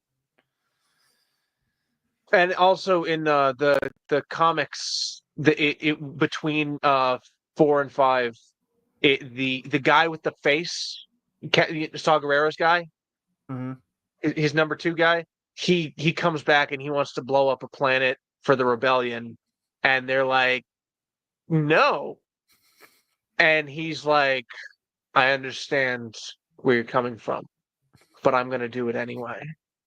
What about Star Wars? Because I'm stronger than you. And then they're like, no, you're not. What about when Yoda in Star Wars Infinities commandeers the Death Star and just kamikazes it into... Is it Coruscant? He kamikazes it? I gotta say, these are 2 scenarios where fighting what we hate was prioritized over saving what we love. I think that's pretty undeniably a very good example of this. It got the job done, yeah? Sure. What did it cost? And listen, at least Yoda is a Force ghost. Yes. Bathtime says, I was thinking... Oh, sorry, we read that one. Tobias... Attack of the Clones is the worst movie in terms of the visual quality. The price to pay when you make the switch from film to digital in 2002 paved the way, but oh boy, I wish they'd stuck to film for the trilogy. Phantom Menace looks glorious. Like the integration of CGI with practical. Yeah. I want somebody to do, like, because they did it with Revenge of the Sith and integrated some other prequel movies, and of course there's the Journal of the Whills. I want a Japanese edit that rewrites Phantom Menace just in the subtitles, because I think that would be glorious. Well, there's moments that I thought, and I know that the Star Wars films really aren't that, but there's moments in Phantom Menace where they talk about the death toll being catastrophic and Padme's people suffering and dying. We don't see any of that. There's stuff on Coruscant, like the battle is like raging over their heads. Shrapnel's probably plummeting to the earth and wiping out thousands, and we don't have Jedi on relief efforts. We don't see what's really happening to the public. So yeah, no Jedi healers on the scene. Brinsley says Saw and Mon had the best monologues this season. Ooh, discuss. I mean, Saw gets a pretty fucking good one with the Rhydonium. He gets a fantastic one with the Rhydonium. In fact, if I were making an edit of if say, okay, actually I wanted to bring this up. If you were to make an Andor movie trilogy that has an edit of season 1, an edit of season 2, and an edit of Rogue One, I would put Andor telling Will that Luthen is dead after Jeddah and make it about Saul. Specifically because I think the last scene we'd get with Will in the season 2 movie would be the Rhydonium scene. You think I'm crazy? I am. Revolution is up for the same. Brisley said, loved hearing Nemec's manifesto again, though. Yeah, totally agree. And Tobias says, funny enough, Perrin had a great monologue in episode 2, quite underrated. I'm assuming that's the one at the wedding. Is that his speech that he gives about finding a couple of moments of peace or is joy? his endorsement of hedonistic pleasure over the pursuit of long-term happiness? Well, that's a wonderful fitting end to his arc as well, where we get that quick Where we little see him shot at the end of him. with his new piece and a bottle Well, of brandy. it's you know who she is though, right? She was at the wedding. I think she's the wife of the criminal guy. Yeah. Yeah, Yeah, of course. his sister-in-law by Yeah, marriage. that's what that would be. Yeah. I know that we were going to get that. I don't actually know if it was filmed or if it was in the script. We were going to have a scene after episode 9 where after Mon leaves, she goes back to Perrin. She goes back to her home in order to say a final goodbye and basically say, I'm not coming back. It is a shame that we didn't get that because I didn't think we were going to get any more Perrin stuff, to be honest. So I'm glad that even though it was one shot, it was a one shot that said so much and is completely fitting for his character as well. It's convenient that he only ever wore one outfit in the entire series because you could just film all of his stuff in one day. Mm-hmm. Also, I think it says Tobias, I'm skipping a bit. I'm skipping a couple, but I just want to say, Tobias, I'm kind of with you. It's so. It was, but I came to the, I ended up disagreeing at the end because it was either that or we didn't have an ending. It was just going to end like another episode where we know that the story keeps going. Spoon feeding us Rogue One is literally the only way you can create an ending scene for this. Otherwise, it's just stops and then it'll pick up again in Rogue One. Isn't a year later, despite the naming the year numbering conventions. We got to talk about this after this. I actually didn't have a problem with the ending. I thought it was a fitting end for this season. They needed to tie everything up. There was a lot of characters at play. I think, it's centering on Cassian and the slow motion war. It's like, look at what he has become now. You think back to season 1, how he started off and where we find him now. Ultimately know where we know where he's going and what he's going to do. It sort of reminded me of, like the Christopher Nolan movies, like the ending of Inception or something, or the ending of Dark Knight, how it's this monologue and the music's building and we're cutting between all these different people and it's all very emotional. It reminded me of something like that. I actually didn't have a problem with it at all. I thought it was a really nice ending. I thought it was a great way to tie everything up. There are some characters that are exactly. It was the only way to tie things up, I think. Yeah. There are some characters now that I'm surprised about that are unaccounted for in Rogue One. And I was trying to think of, well, how are they going to write out Vel? How are they going to write out Clea now? And there was a moment actually where I thought, is Vel going to go and kill Clea? Is that when, when she meets her there's like the downpour in the forest and it's raining? I thought, because she's not in Rogue One and she's probably going to just appear in comics now. Yeah. Like Kira from Solo. Because they're there on Yavin. That's usually what happens to these types of characters. Shit. I just talked about Saw's guy. Mm-hmm. And I actually can't remember. Wilmon is in Rogue One, isn't he? Is he? I'm not sure. Because we know Wouldn't that. Surprise me. Actually, no, it does surprise me. But he would have been a lot younger. Recognize him. We gotta watch it. Yeah. But it's weird to me now that Vel, Mon Mothma's cousin, is nowhere to be seen now in Rogue One, and Clea, who was instrumental to all of this, is nowhere to be seen. Now you could infer that they are still there; they're just not. Clea doesn't need to be in Rogue One. I don't think she would There's any scene where she would pop up. I like that they had that old guy at the command console, who the comms guy. Do you remember him with the moustache, like the older guy? Jedda's just been destroyed. The guy with the cans. Yes. Yeah. Speaking of, didn't we see water dripping into a mug at some point? What was that? Oh, that was the last shot of Cassian's sister. Yes. Yeah. Remember her? The rebel Bet leaders. she didn't make it off that planet. We got that guy from Sherlock, who, like, the absolute dick from Rogue One. The rebellion is finished. It's like, what about Drayden? He's already blown up an Imperial base. Just everything out of his mouth, he's just bad mouthing. There was the black chick as well, who I don't know her name, but she's like another rebel leader, senator, lady person. She was a senator. She was the senator of the planet from the beginning of Knights of the Old Republic, Terrace. Oh, okay. The planet's all one big city, but its golden years are long behind it. And then you have Admiral Radis, who's great. What did you think? Because Bale, initially, he's the one who's probably the most vocal in disregarding what Luthen has to say. Did you think that was slightly out of character for Bale Organa to do that? I think it's supposed to set up Rogue One because he's slightly more understanding in Rogue One. So he needs to be slightly less understanding than he was at the beginning of Rogue One so that he can become more understanding during Rogue One. I think it's a shame that we didn't get more Bale, because I think based on the deleted scenes in Revenge of the Sith, he was there from the Rebel Alliance's inception. He's been instrumental in everything. I really don't get that impression though from Andor. Like Mon, absolutely, but Bale right at the tail end of it. And then when he does get information like this, he kind of poo-poos the information a little bit.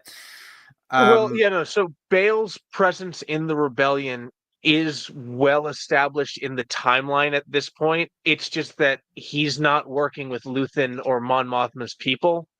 What Bale is and Leia are doing is established at this point. It's Rebels. It's the show Rebels.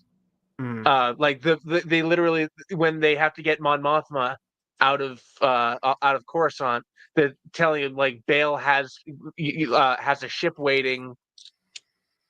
Like Gold Squadron will pick you up, and then they'll take you to a ship that Senator Organa has waiting for you.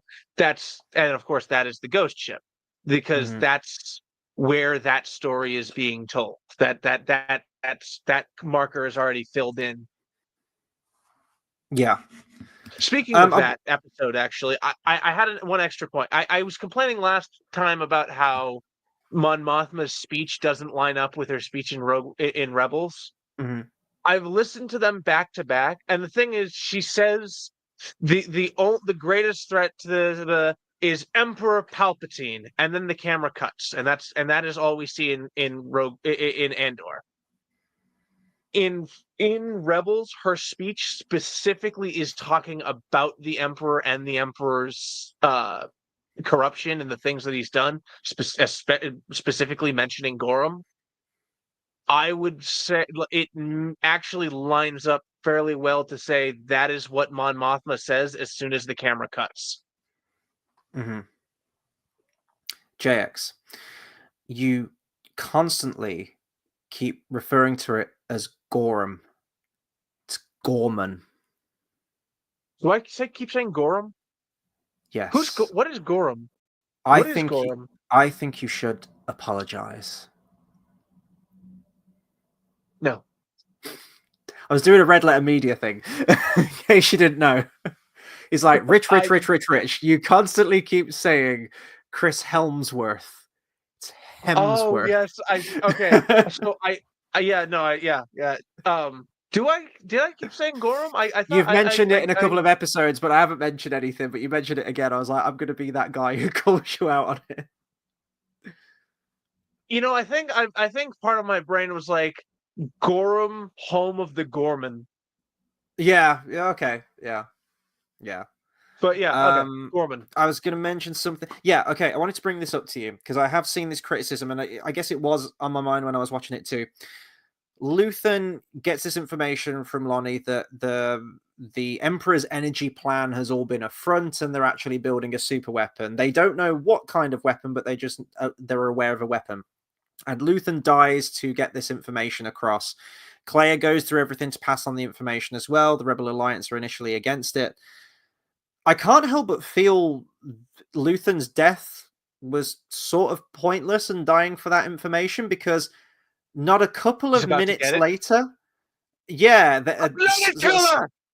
the guy from Kafrene, Saw's contact, calls with the same information that the Empire are building a super weapon, and he's a lot more specific. He says it's a planet killer.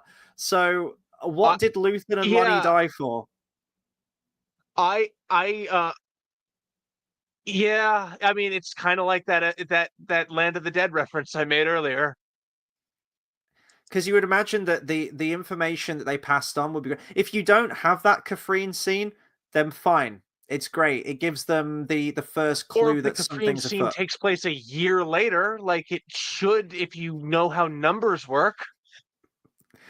Just Um, saying. Get did out of this there. say? Did this say 1 year before the Battle of Yavin? Then at the beginning, I thought it just said 1 year So okay, later. it said 1 year. So I was prepping dinners during the previously on, so I didn't see it, but I heard my roommate say "bye bye one," and I said, "Wait, did it like fade from a one to a zero?" And it said, "No, it said BBY one, bye bye one." I was like, "Oh." I So thought it. I can I thought it confirm just said. it says BBY1 because Oh, he would not have made that joke. I thought it just said 1 year later, and I thought, right, we're present day, and how we're leading to we're Yeah, right before Rogue One, which in turn is right yeah, before A no, New Hope. yeah. The thing is, that's not how numbers work. It's BBY's it's literally the number is years before Battle of Yavin. So if it's one BBY, it is 1 year before the Battle of Yavin. What if And it's a if it's calendar year? zero BBY, then it's no the year ends. This year will end with the Battle of Yavin. What if it's a calendar year? What if the Death Star blew up on like New Year's Eve? Do we have like That months? would be really convenient for Star Wars calendars. Do we have human calendar months in there? Because even in Lord of the Rings, we have all of this fantasy shit. We still have January, February, March, April, May. Regular months. Do we have that in Star Wars, or do we have an equivalent? Um, I know we have BBY I and don't stuff, think we but do. We just don't we? we don't we don't have any timekeeping like measurement system ever I guess it would because depend on the planet because a year would be yeah, I guess different on it has certain to. planets, wouldn't? Yeah. Well, no, because there's a galactic standard year because the well, no, he says generations, but the Republic has stood for 1,000 years. Mm-hmm. Which, by the way, for those who don't know about that discrepancy between the prequels and the OT, how Obi-Wan says, "For over 1,000 generations, the Jedi Knights were the guardians of peace and justice in the Old Republic." And then you have, "I won't let this republic that has stood for 1,000 years. We can't let 1,000 years of democracy be split in two, or go vanish without a fight." Um, the original line, because the original script exists, and like the original opening crawl with like that's so much longer and includes all this exposition about the Republic and the Sith Knights. It includes for over 1,000 years, generations of Jedi have guarded the galaxy, and it's just like, okay, Alec Guinness was like, wouldn't it sound better if we did it for 1,000 generations? Mm-hmm. Isn't 1,000 years a little cliche, George? Mm-hmm. Let's just go back to some of the comments here. Bath Time says, I really like the wedding scene. It was nice to see them do some work on an invented culture. Yeah, I agree. I love the Chandrilan customs. I thought it was a really interesting look. Mm-hmm. Tobias mentioned the big scene, though. We haven't talked about that. The very final shot. We called it. I think we both mentioned. I think you mentioned somebody else's call of it. Yes, that's true. Yeah. We didn't. But we have we have B return. That's nice. We get a bit of closure on. Yeah. No. I figured if she was gonna be anywhere, if we were gonna see where she was, it was probably gonna be on the farm planet. One of the best memes that I saw, I may have linked it. I've been sending you so many Andor memes recently. I love it. It's such a great time to be alive. But you know the one where the guy is walking with his girlfriend and he looks over his shoulder at someone else? It was Andor with B looking over his shoulder, and K2's right there. K2. It's so true. But we have Oh, that new poor robot Bee. as well, don't we? Did you see that Bee's got like a friend, like the little yellow droid? They let them play Then again, together now, I guess. it's been like 5 fucking years since we last saw Bee. So, Yeah, it'd be kind of weird if he was still alone, actually. um, Bix has a Oh, little but you know what? baby. It pisses me. That fucker is still over there, though. Who sold them out? I don't think he did sell them out, though, did he? I think when you watch that scene, because I thought he did as well, and it's really subtle in the episode. I don't actually think he did sell them out. I think he was just trying to do something where the Empire wouldn't kill them or be harsh with them. I'm not sure. I think I misread that scene as well. I'm going to have to watch it again at some point, and I will soon. Yeah, so Bix has a baby. That cheating bitch. She leaves Cassian. She Definitely shacks what up with happened. some random guy and gets knocked up. Fucking bitch. No, I'm kidding. What did you think to this final shot? It's very reminiscent of a Yes. few other shots, isn't it? I felt the For framing example, the shot and of them of Cassian's death, yeah, as that's the well as first one. Cassian's rebirth after prison, because that And was I specifically framed like the one Cassian's death. a little bit like the ending of Revenge of the Sith as well. Aunt Beru holding baby Luke, looking out at the Well, sunset. then in that case, then also like A New Hope, Yeah. The one that and first also like the ending of The Rise of Skywalker and The Last Jedi, and what else do people? And I guess a bit in Phantom Menace when Anakin is looking up at the stars. That's as close as it gets in that one. no, but we're like the sun in the sky. But the first place that my mind went to with the bright white light was the end of Rogue One. Yeah, it was the Rogue mushroom One, cloud. yeah, totally. Should have been funny if it was actually a mushroom cloud. Well, shit. What was the name of that farm planet? The whole planet's I don't farm. know. The whole planet's made of corn. That's how Star Wars works. Yeah, I saw I've sent you some of those shorts that are the Clone Wars action figures with the AI voices. Mm. It's just where they talk about it, the idea of a planet with more than one biome. It's like Snips, that's ridiculous. All planets have exactly one environment. They do. They do. Kamino's all water. It's just that one little metal platform with that Even if small that group of environment Kaminoans. is city. Yes.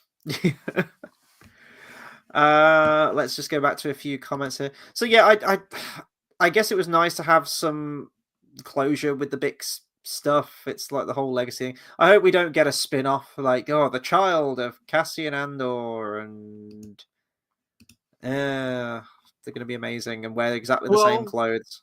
depends if Bix is force sensitive. Oh no. It's gonna happen. And it's not. Is it a son? Is it He's a daughter? Do we know? he's Is it just a only 4 years, baby? 4 or 5 years older than Ben would be. Because it's it's going to be Uh, Kathleen Kennedy. It's going to be a girl, and she's going to be Actually, amazing. we have been given. I don't think we've been given any confirmation, but it looked like from what little they did for that kid, it looked like a boy. Yeah, I thought that too. Tobias says the story is so good that I can sort of forgive it. I just like my Star Wars stories to have a bit of clear blue water between them. But yeah, they had their hands tied with this one. What's that in relation to? Is it the epilogue? Oh I yeah, think that's sorry, yeah, yeah. It the follows on from the arc epilogue. agreeing on the epilogue. Jinx. Clear blue water between them. Yeah, I know what you mean. I see that criticism levied against Revenge of the Sith as well, how it ties everything up in a complete neat little bow without And Rogue little One. wiggle room. You would imagine that Yoda and Obi-Wan, well, Yoda especially, might be a little bit more proactive between the ending of that movie and before he gets to Dagobah. No, he's going straight to Dagobah, and he's just going in self-imposed exile for nigh on 20 years. Bath Time says, what do you guys watch this stuff on? I've got an OLED TV and it's absolutely wild watching some of these Disney Plus shows. I've got a very, very old TV, so I'm not the best judge for this, unfortunately. Mine's just a bog standard LCD TV from, I think I got this TV in like 2009.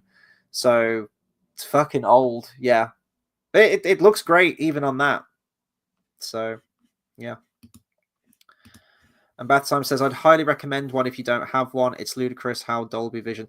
Here's the thing, like, I actually don't watch much TV now, believe it or not. The only TV I watch is when we're reviewing various things on here, for whatever. I'm not knocking picture quality. I think it's great that technology keeps evolving in that way, but I don't mind a little bit of sort of lower res standard definition kind of stuff. I think that can work sometimes. I like that filmic sort of low res quality sometimes. I haven't always got to have like perfect 4K image and picture and everything. Also, can you go back to Bath Time's previous one? This one, projector. It's that. Last time says I use my TV as a PC monitor. I probably do need to. I probably do need to upgrade like my home cinema system. Wait a second. Did I hear you wrong? Did you just say I use? No. You said that right? I use my TV as a PC swear monitor. to God. Okay, I feel like the first time you said I use my PC as a TV monitor, but I think that's just that's my brain's in a bit of a cum net right now. Put the image on. Oh, thank you. I was waiting. I was like, we need to. There we go. Thank you. I think we've pretty much combed through most of the big talking points on this one. I guess we'll just, unless you have any other further questions, Your Honor, I guess we'll just talk about overall. Do you think there should be a BBY0? No, I think that would be a bit awkward. I think that'd be a bit biggest... I think that'd be a bit McClunky. But before Battle of Yavin. 0 years before the Battle of Yavin. You just call it present day, wouldn't you? I guess. Not if it wasn't the present day. Oh, then I guess it's an ongoing saga, isn't it? So same present day. So it's a grey area. Is there a BB? What? Well, check. Let's check. Was Jesus born in the year 0? Is that? Hang on. I genuinely want to say Brown, he was 0 BBY. Before the Battle of Yavin, also known as 0, was a period of time that, together with 0 ABY, made up a single year. That year was Wait a second. So, even though it's years after the Battle of Yavin, it's still accounting for when the new year actually starts? That's ridiculous. This 0 BBY, I know, but 0 BBY should be like the year, like there should be 2 zeros, 2 0 years. It's 1 0. The Battle of Yavin should be right in the middle of both of them. It should be a 2-year period of 0. It sounds really ironic. I know. It doesn't sound like it makes it does. I'm going to give you the rundown. 0 BBY, before the Battle of Yavin, also known as 0, was a period of time that, together with 0 ABY, made up a single year. That year was also known as 3277 LY, according to the Lothal calendar, and year 7977 in the CRC calendar. That's in canon. Let's check legends real quick. Okay. The following events took place in 0 ABY in the part of the year that preceded the Battle of Yavin in the Galactic Standard Calendar. 0 BBY and 0 ABY collectively comprised a single year. Yeah. And then it says this doesn't. Are you with me on this? Like, that shouldn't be how that is, right? Just based off of the name. It says this year was known as year 1000 after the Rusan Reformation and year 3653 after the signing of the Treaty of Coruscant. Wait a second. The Rusan Reformation is 1,000 years to the day. Is 1,000 years after the Battle of Yavin, or a year before the as 0 BBY. 0 BBY was year 1000. No, it isn't. It should be. Hang on. It should be 1033 BBY. What is it in Shire reckoning? Fuck yourself. Oh, this is a good question, actually. How did you rate the planets in Andor? Memorable or just generic? Yavin. So we have Yavin. We had Chandrila. We had Gorman. We had hang on a second. Was there a single new planet this season. Chandrila, we didn't see that. I know, but while this was the first time physically seeing it, Chandrila is a well-established piece of canon. So is Gorman. Have we gone to Chandrila in the animated shows then? No. We have not. This is our first time physically seeing Chandrila or Gorman, but they are both places that have been previously established. That was the selling point of Gorman, because it's like, oh shit, we're getting to the massacre on Gorman. So you're saying we can't even count no, Gorman, we're getting then? to the massacre on Gorman.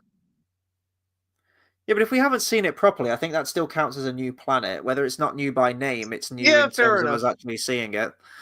So I think it's fair to count Chandrila and Gorman. Did we have any? So we had Coruscant for a we had Farm Planet, whatever that was. Oh yeah, Farm Planet's new. Farm Planet might be the only new one. I'm trying to think what the name was. Does it say? That's Mina Rao. That was it. Mina Rao was the Farm Planet. And then what else did we have there? So it's mostly Coruscant. Like Tommy Lee Jones in The Fugitive. They were on Coruscant again in the second. They were on Coruscant again in the second arc, and we mostly had Gorman stuff. Yeah. The third arc was pretty much just Gorman again. All Gorman, little Coruscant. That was it, wasn't it? I'm pretty sure that was it in terms of the planets. Yeah. No, there were only 4 planets this season, wasn't there? Yeah. No, memorable or generic? I think they are memorable. I think the events that transpired in those places helped them be memorable. If we're actually talking about the planets themselves, I do like how they built these civilizations and paid attention to the languages and whatnot. If I was going to levy like a little bit of criticism against, is that there's not really many aliens. It would have been nice to have. It's very human based, a lot of the stuff across the 2 seasons. You've got Ferrix, you've got the prison. You've got Aldani, which is very human based. Again, in this, it's all human based stuff, and I get that it's easier to empathize. The planet is human, because we got them 2 fisherman trolls from Roast Mutton with their cum net. Thank you. I get that it's probably easier to connect with human characters maybe than it is with like a really crazy whacked out alien design. But it would have been nice. It would have been nice to have seen that, I think. I get not seeing many aliens in the whole Empire stuff because Palpatine... Well, can we call Palpatine a racist? Because he had Massa Amida. He had Sly Moore, who I'm not sure was human. Palpatine isn't a racist, but he used racism to get his people. Because, I mean, I can't talk about it till this Sunday. Well, we've got the Oath Keeper as well. I mean, he's very much alien, whoever he was. Yeah, I'm still like a little confused about like what exactly he was. He's cool. He looks like he's more from Halo, honestly. He's great. I love random character like that. He just shows up and says like, right, we're gonna pledge our allegiance to the Monster Mash right now, all together now, like we rehearsed, and he's just there. He's like in like priest robes. He's great. But yeah, so not many alien planets. It would have been nice to diversify it up a little bit that way, I think, perhaps. But sounds expensive. I think, yeah, exactly. I think it all works. I think it really plays into the story, definitely. Nothing blew me away. I think it had a blue elephant kid. I feel like we have exhausted all of the cool-looking planets now. As of Revenge of the Sith, I feel like we've mostly done everything, especially in all those quick cutaways to Order 66. And George Lucas was like, give me 10 distinct-looking planets that we can cut to, that we immediately know where we are. We immediately know we're in this certain place, as like from a mere glimpse at it. There are 2 ways to do it. You either make somewhere that cannot be real, or you make somewhere that's that is real but isn't believable. Like you need to find somewhere really interesting looking on Earth, like so, like that place with the ice that freezes in lines. Bath Time says it's very stupid, but Jesus was born in 4 years before Christ. There is no 0 AD in the Gregorian calendar, but they got the dates wrong. If it was 1,000 years before Andor, that's exactly the time they opened the Spider Farm. So far, I've seen Jurassic Park Planet in the first episode, Spider France That was Yavin. Wedding. Oh, sorry, yeah. So far, I've seen Jurassic Park Planet in the first episode. Yep. Spider France. Yeah. Wedding World and Car Park Land. That's fair. That's fair. Yeah. Oh yeah, Farmland too. I liked Farmland. Maybe different gravity planets are the way to go forward. Bouncing cars and big jumps. John Carter. You got the floating mountains of Hallelujah from Avatar or some shit. I don't know. Oh yeah, they did do that. Let's go into overall thoughts on season 2 then, Andor in general, and I think we'll probably round up after looking forward to watching Rogue One. Yeah, me too. I did not. I think okay. I felt an echo of this when I watched Rogue One about A New Hope. Like this is what they wanted you to feel about A New Hope when you saw Rogue One. And I think they did it a lot better this time. They also wanted you to feel that way about A New Hope when you watched Revenge of the Sith. Well, the writing's just hands down much better in this than it is in Rogue One. I think that's fair to say. Very different mediums, but that doesn't excuse it. I think that the writing is just fundamentally better in this series. I think, to me, it's split down the middle. Am I really excited to watch Rogue One again now with all this new context? And if we can spot any characters that maybe we've forgotten about in Rogue One, yeah, I'm really looking forward to that. And it'll be nice to fulfill that journey of all the struggles that all of these characters have gone through, to get that culmination with the Death Star plans at the end will be really fulfilling to watch. But the thing that I'm not looking forward to is how spoilt we've been with the writing talent in the Andor series and how mature and adult it was. And I feel like that's going to be significantly lesser in Rogue One. It really will be like watching it again. Well, I am watching it with a fresh pair of eyes. So it almost feels like I'm doing a first time watch of this film with completely new context, which will be really cool to have. But I have a feeling that all stuff that recontextualizes like that. I have a feeling that the characters, it's just got, we've got Chirrut, who's like the blind ninja, and then there's the other Asian guy with the big gun, and there's nothing else to their character. You've got Jyn Erso, who's a complete fucking wet blanket in that movie, and Cassian's going to be a backseat to everything. And I don't know, especially the jumping around between all the planets. It's going to feel very, very quick at the beginning. But I'm going to go in with an open mind. It could either be really great and a fulfilling little mini extra finale to the Andor stuff, or it's going to really show the cracks a lot more in Rogue One and its faults and some of its shortcomings, maybe. So for the stream that we got coming up, I took the liberty of cutting apart Rogue One into episodes of Andor. I didn't change anything. I haven't added like my own take on Rogue One. I wanted this to feel like it was continuing. And the movie is pretty well split up into like 3 planets and 3 stories. You have Cheddar, you have Edu, and you have Scarif. You've got Scarif. Yeah. I did have to take the prologue from the very beginning of the movie, and I did put it at the beginning of the second episode, just because that's just, I mean, actually I guess I don't have to do it because I need to go back and remove the 1 year later 0 BBY, or maybe just replace 1 year later with Happy New Year.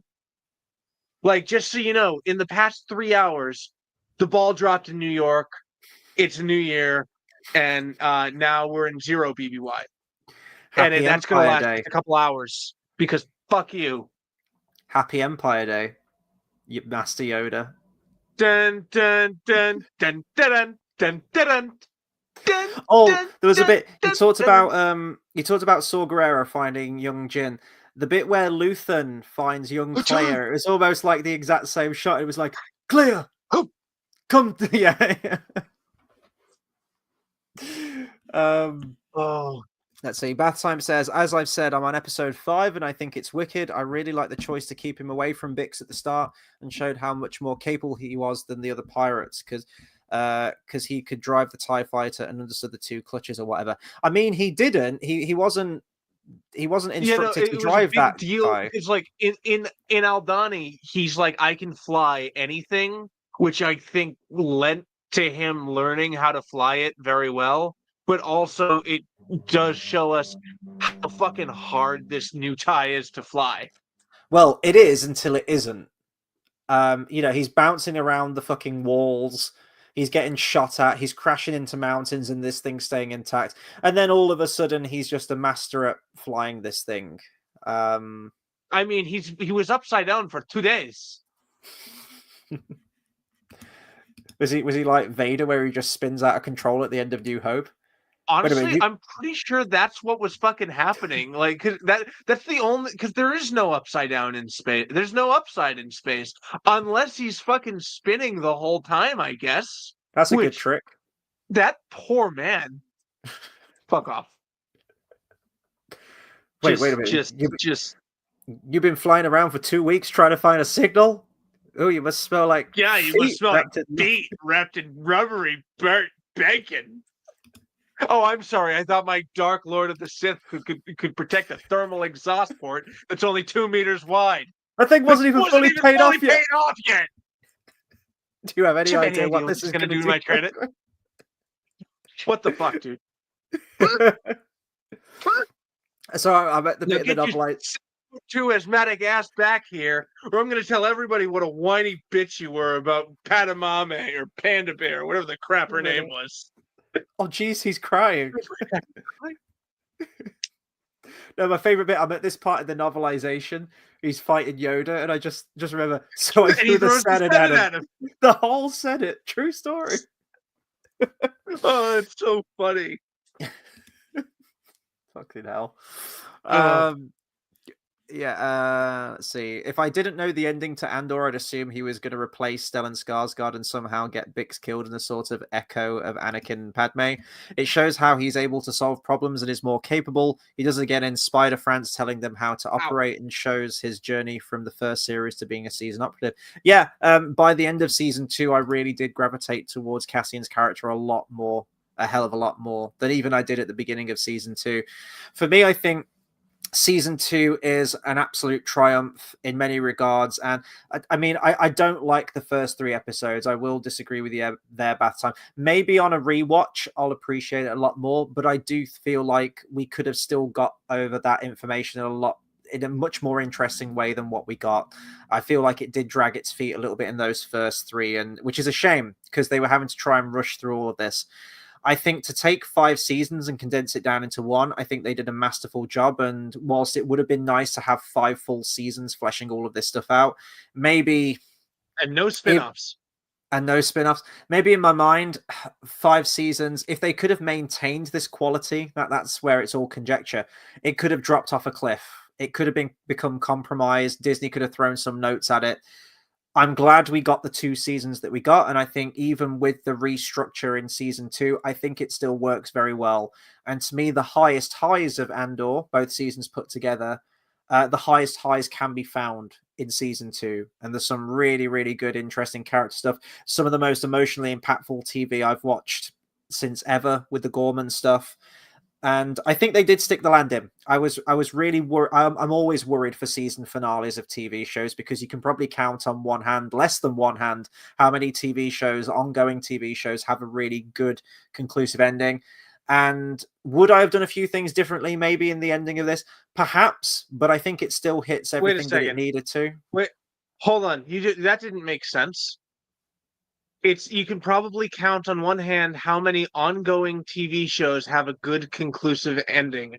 If they're ongoing, they don't have an ending. Well, you know what I mean. You know what I mean. Just TV show endings in general. It's been a long day. But yeah, I can barely think of any TV shows that I've watched that have had a solid ending that I didn't have any kind of problems with.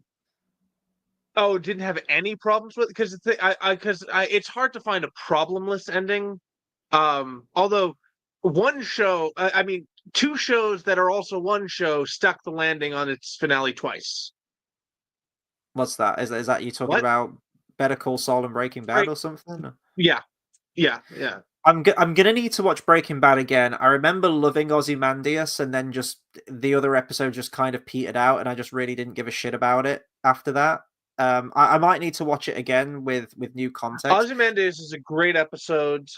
It honestly, you could technically end the series there, and he's No just spoilers for Better Call I won't Saul. spoil it. No spoilers don't for know. Better Call Saul. I almost spoiled a little bit of Breaking Bad, but I won't. Mm-hmm. Yeah, no. Better Call Saul. It. All I'll say is its finale shows every angle of growth that it could, even in ways that contradicts each other, but it works. Mm-hmm. I'm thinking of endings to me. Bath Time is mentioned. I rate Lost and Sopranos for making endings that got better with time instead of spoon feeding what people thought they wanted. I don't know. Like Lost, I've reached a level of appreciation, an acceptance. Sorry, I've reached a level of acceptance, but I think it's a naff ending to Lost because they had nothing. They had no endings to anything. They had all of these questions. They just was like, we don't know what to do with this. Let's just throw this shit together. And there's loads of shit that doesn't make sense and contradicts itself all across 6 seasons. I still love it. I'm still a Lost fan. But yeah, Battlestar Galactica, I was loving the final season of that. The season finale especially sucked balls.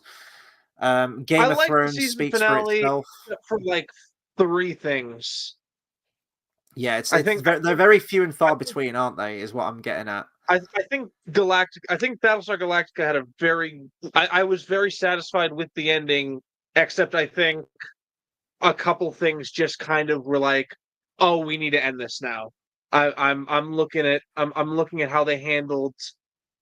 I don't know what Starbucks just disappears like a Force ghost. This is an old show, so I feel like I can say some stuff. I'll just say how they handled Boomer, Galen, and the Centurions, I think could have all been handled better and could have been handled together. Do you remember when they bigged up? Do you remember when they bigged up the president's visions of the opera house and opening the door and what was this door leading to? And ooh, well, wasn't the opera house on like the actual opera house on Kobol? No, the vision was just she opens the door and it just leads out onto the bridge of the No, I know that, but like the actual opera house, like the inspiration for the dream, like where those visions, like the genetic memory of those visions, that's Kobol, isn't it? Didn't we already know that? I haven't watched this in over 10 years. Yeah, I'm not gonna watch it again anytime soon because the ending really you've been watching it for a while and even like even if you like it, it's an emotional you're a bit of a wreck after. Mm-hmm. Because I mean, fuck, even with that, because I'm okay with things being vague, like specifically the extra worldly things. I'm okay with that being vague. Like if we didn't get anything definitive about who Luthen was, I would have been okay with that being speculation forever. Mm-hmm. Yeah, for me, Battlestar Galactica should have ended at the end of season 3, when all of the Cylons are revealed amongst the crew, and it's playing like all along the Watchtower, and it's fucking great. That's not wait, how many seasons are there? Season 4 was split into 2 parts, wasn't it? I think so. Oh yes, okay. So yeah, that show would have been a lot better if season 4 was season 4 and 5. Well, I don't think. Well, it wouldn't have changed anything, would it? You would have just been changing the numbering. No. Listen. So you can because there's a clear dividing line in that season, and if the second half of that season got more time, I think the ending would have felt a lot better, especially because they could have actually done something with the things. They're like, oh shit, we need to wrap this up. I'm looking at Boomer, Galen, and the Centurions. Apart from just doing a Planet of the Apes ending. Oh, wait, are you Which saying is that's what they essentially did? what it is essentially. Yeah, no, I like that. Yeah. Oh, I actually really like that because it's actually teased in season 1. Mm-hmm. Because I'd have when to they watch go it over again, the but blood type of the hybrid, not mm-hmm.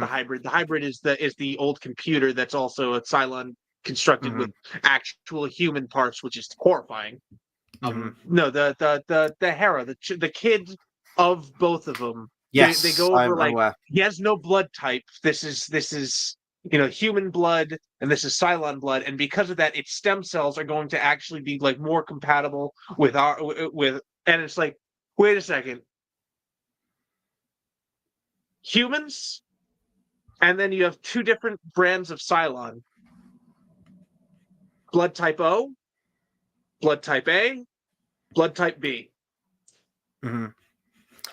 Like, Bath Time said, this is why I they can do whatever with anatomy Bath Time with says science fiction. I like those kind of endings in Planet of the Apes because it's visual and you instantly are able to construct what's happened, and it's up to you of how it happened, not the fact of it. I feel like Battlestar Galactica kind of underlines the fact of it in the finale of that. Wait, with what? He's saying that With the Aphrodite and Kronos?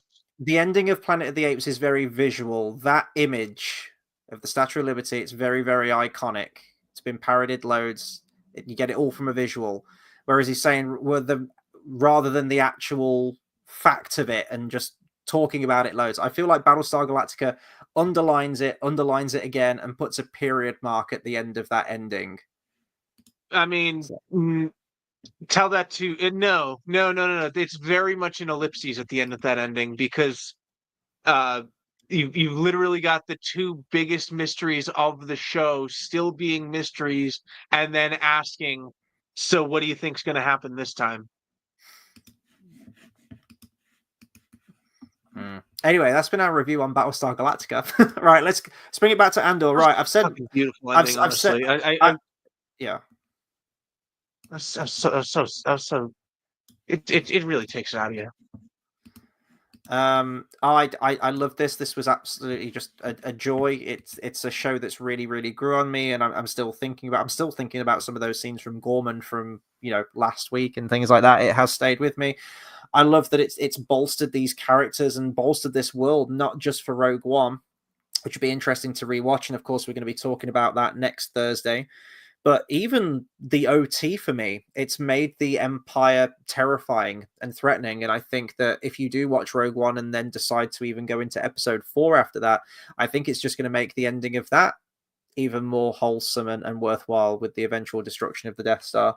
I think it's an absolute triumph in TV.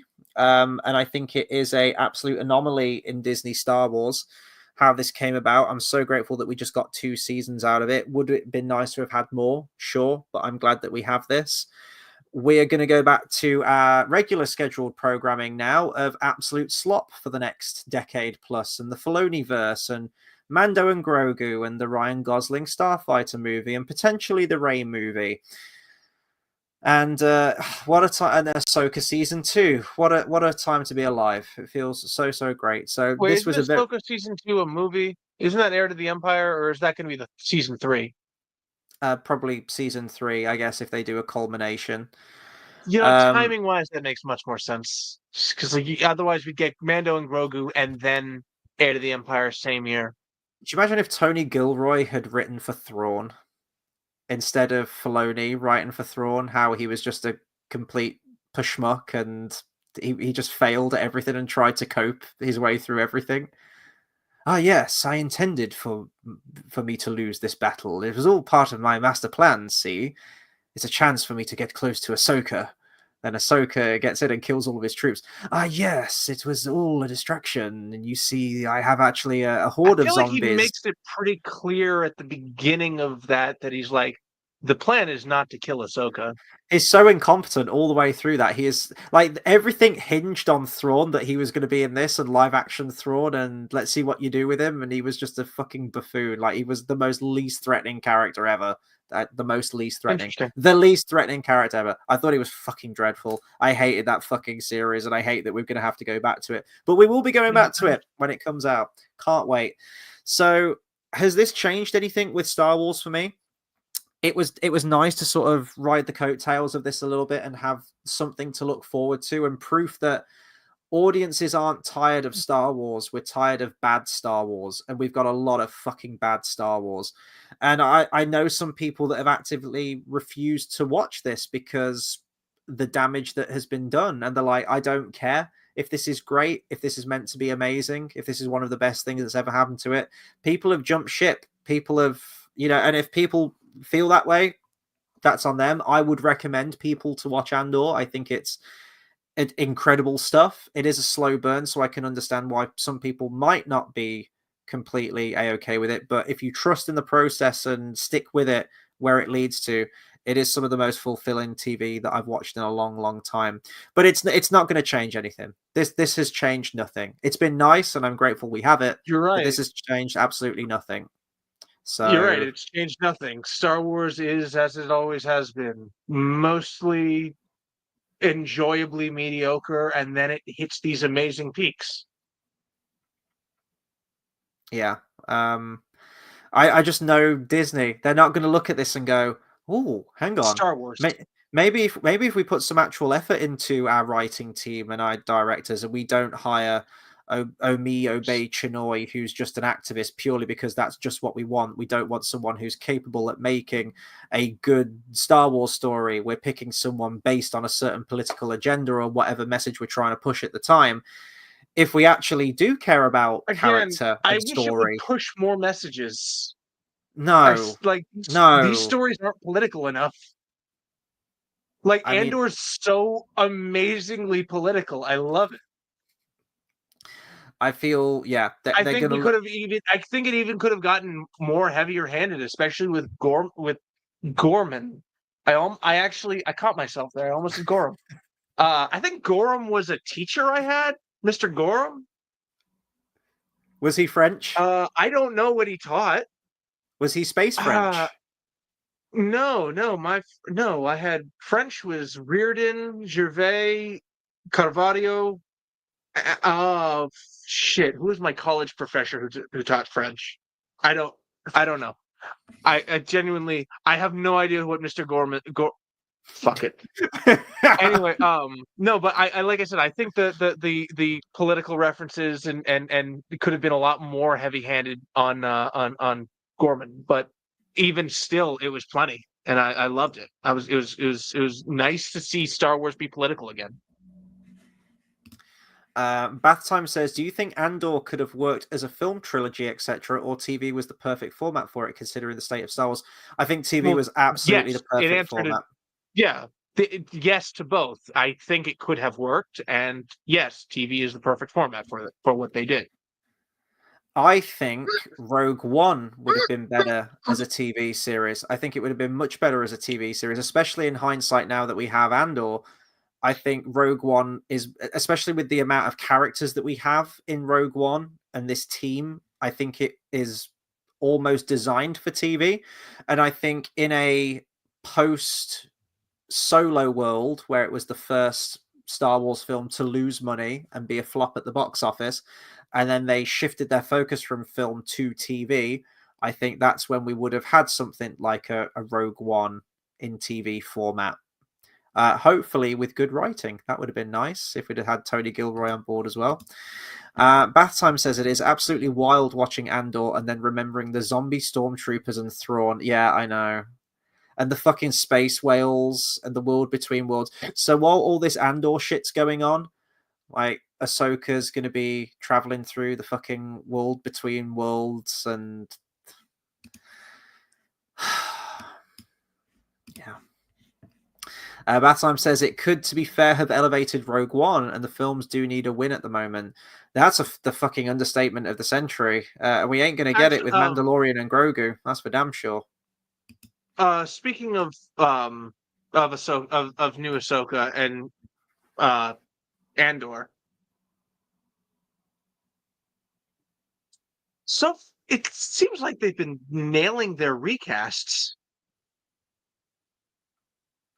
Well, we haven't seen We Sander haven't Clegane, have seen we? it, but I gotta say, Clegane, like just the vibes of the actor, he's not an inappropriate replacement. Like, remember how I said he doesn't look like Jimmy Smits, but he is giving off the exact same vibes.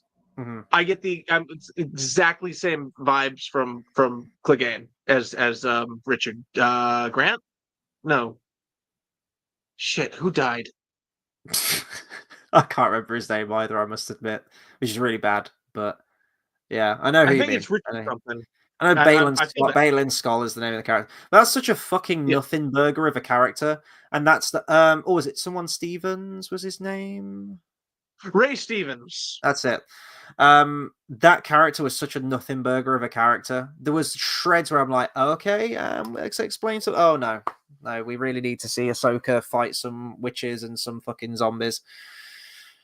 So yeah, I have no opinions on the character at all because we got nothing. But yeah, that was Andor season 2. That was our weekly Well discussion said. series Hang on it. on, wait. Just click that. This one. Yeah. The Hound was good and bad, but always dangerous as both. I agree. It seems to be a wildly good cast, and he will be given absolutely nothing to work with because Filoni's penning this shit. Actually, Also, it looks Gorham. like what they're doing with Balin in the in the next season, it's gonna be where Filoni thrives, which is the Mortis stuff. He doesn't thrive. It's going to be painful, and we'll be here weekly. We'll be talking about it. Sorry, We will. what were you gonna do with the? What was your plan for years for the sequels again? What were you gonna do to replace Palpatine? Yeah, Abeloth. It would have been cool. Yeah, you need I could actually probably Filoni stuff almost go to be about doing that in a foundational few for that. years. I could almost actually go It's about doing that in a actually, few yeah, we're years. kind of there. I think you Yeah, could, especially considering how ethereal, eldritch, otherworldly she is. the The AI fact will. that it's AI could really Mhm. play into that. Yeah. Dude, isn't that terrifying? Because I was talking about that over lockdown, and that was like what 5 years ago. Yes. God, that's gone fucking hell. That's actually scary that that's 5 years. But do you know what I mean? In that time, it was unconscionable to even think of creating shots from scratch like this. And now we're I here. wasn't engaged when that happened, when you were working on that. That's how long ago that was. Wait, you're I'm engaged? single now. Oh, yes. Oh, okay. I follow. I follow you. Dude. I've missed out a few details here. When did this happen? Gotcha.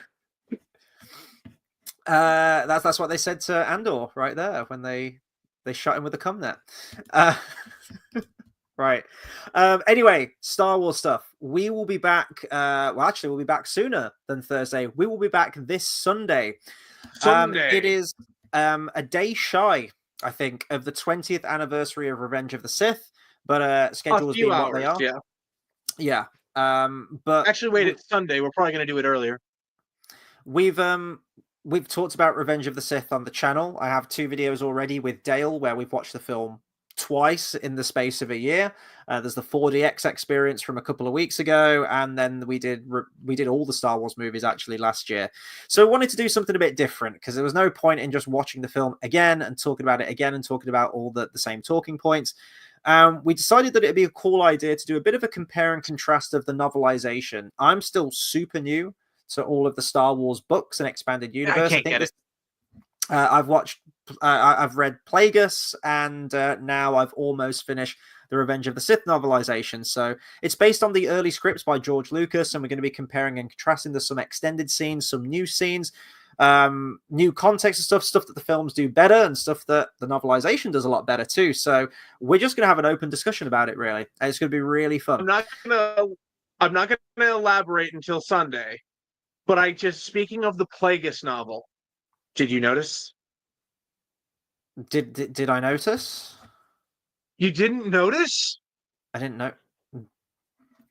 No. What? Who? In the We'll talk Revenge of the after. Sith. We'll talk after. We'll All talk right. after. But in terms of Andor stuff, we will be back next Thursday as well, and we'll be talking about Rogue One. I'm really looking forward to watching that again, as I mentioned, with these with new eyes, with a fresh pair of eyes, fresh out of Andor season 1 and season 2. Hope it's good. It could be a lot worse than I remember it, or it could be so much better. We'll be talking about everything Andor related, well, Rogue One related next Thursday, probably at the same time, I guess. We'll probably shoot for the same time. Yeah, just a big thank you to everyone that's joined us week to week and kept the conversation going. You guys are amazing. Thank you so much, and we hope to see you on Sunday for more Star Wars and next Thursday for Rogue One as well. In the meantime, I will also be live on Monday, continuing the Don Bluth retrospective with Dale, where I will be talking about Bartok the Magnificent. So if you're into your animated films, check that out too. JX, where can people find you? What are you working on at the moment? I'm JXEditor, and I'm on youtube.com/JXEditor. I can't reach. Fuck. Uh, I fucked that all the way up. I fucked it up too. Don't worry, we're good. We're Okay. fine. You're good. Put your arm down. We're okay. It's okay now. Recently I did an edit of the Clone Wars, which, just a reminder again, if you're gonna watch Revenge of the Sith before the stream, maybe throw that on beforehand. Although it's not gonna get Clone War. We might talk about the Clone Wars slightly, the same in like the same paragraph where we talk about the 2D one too. But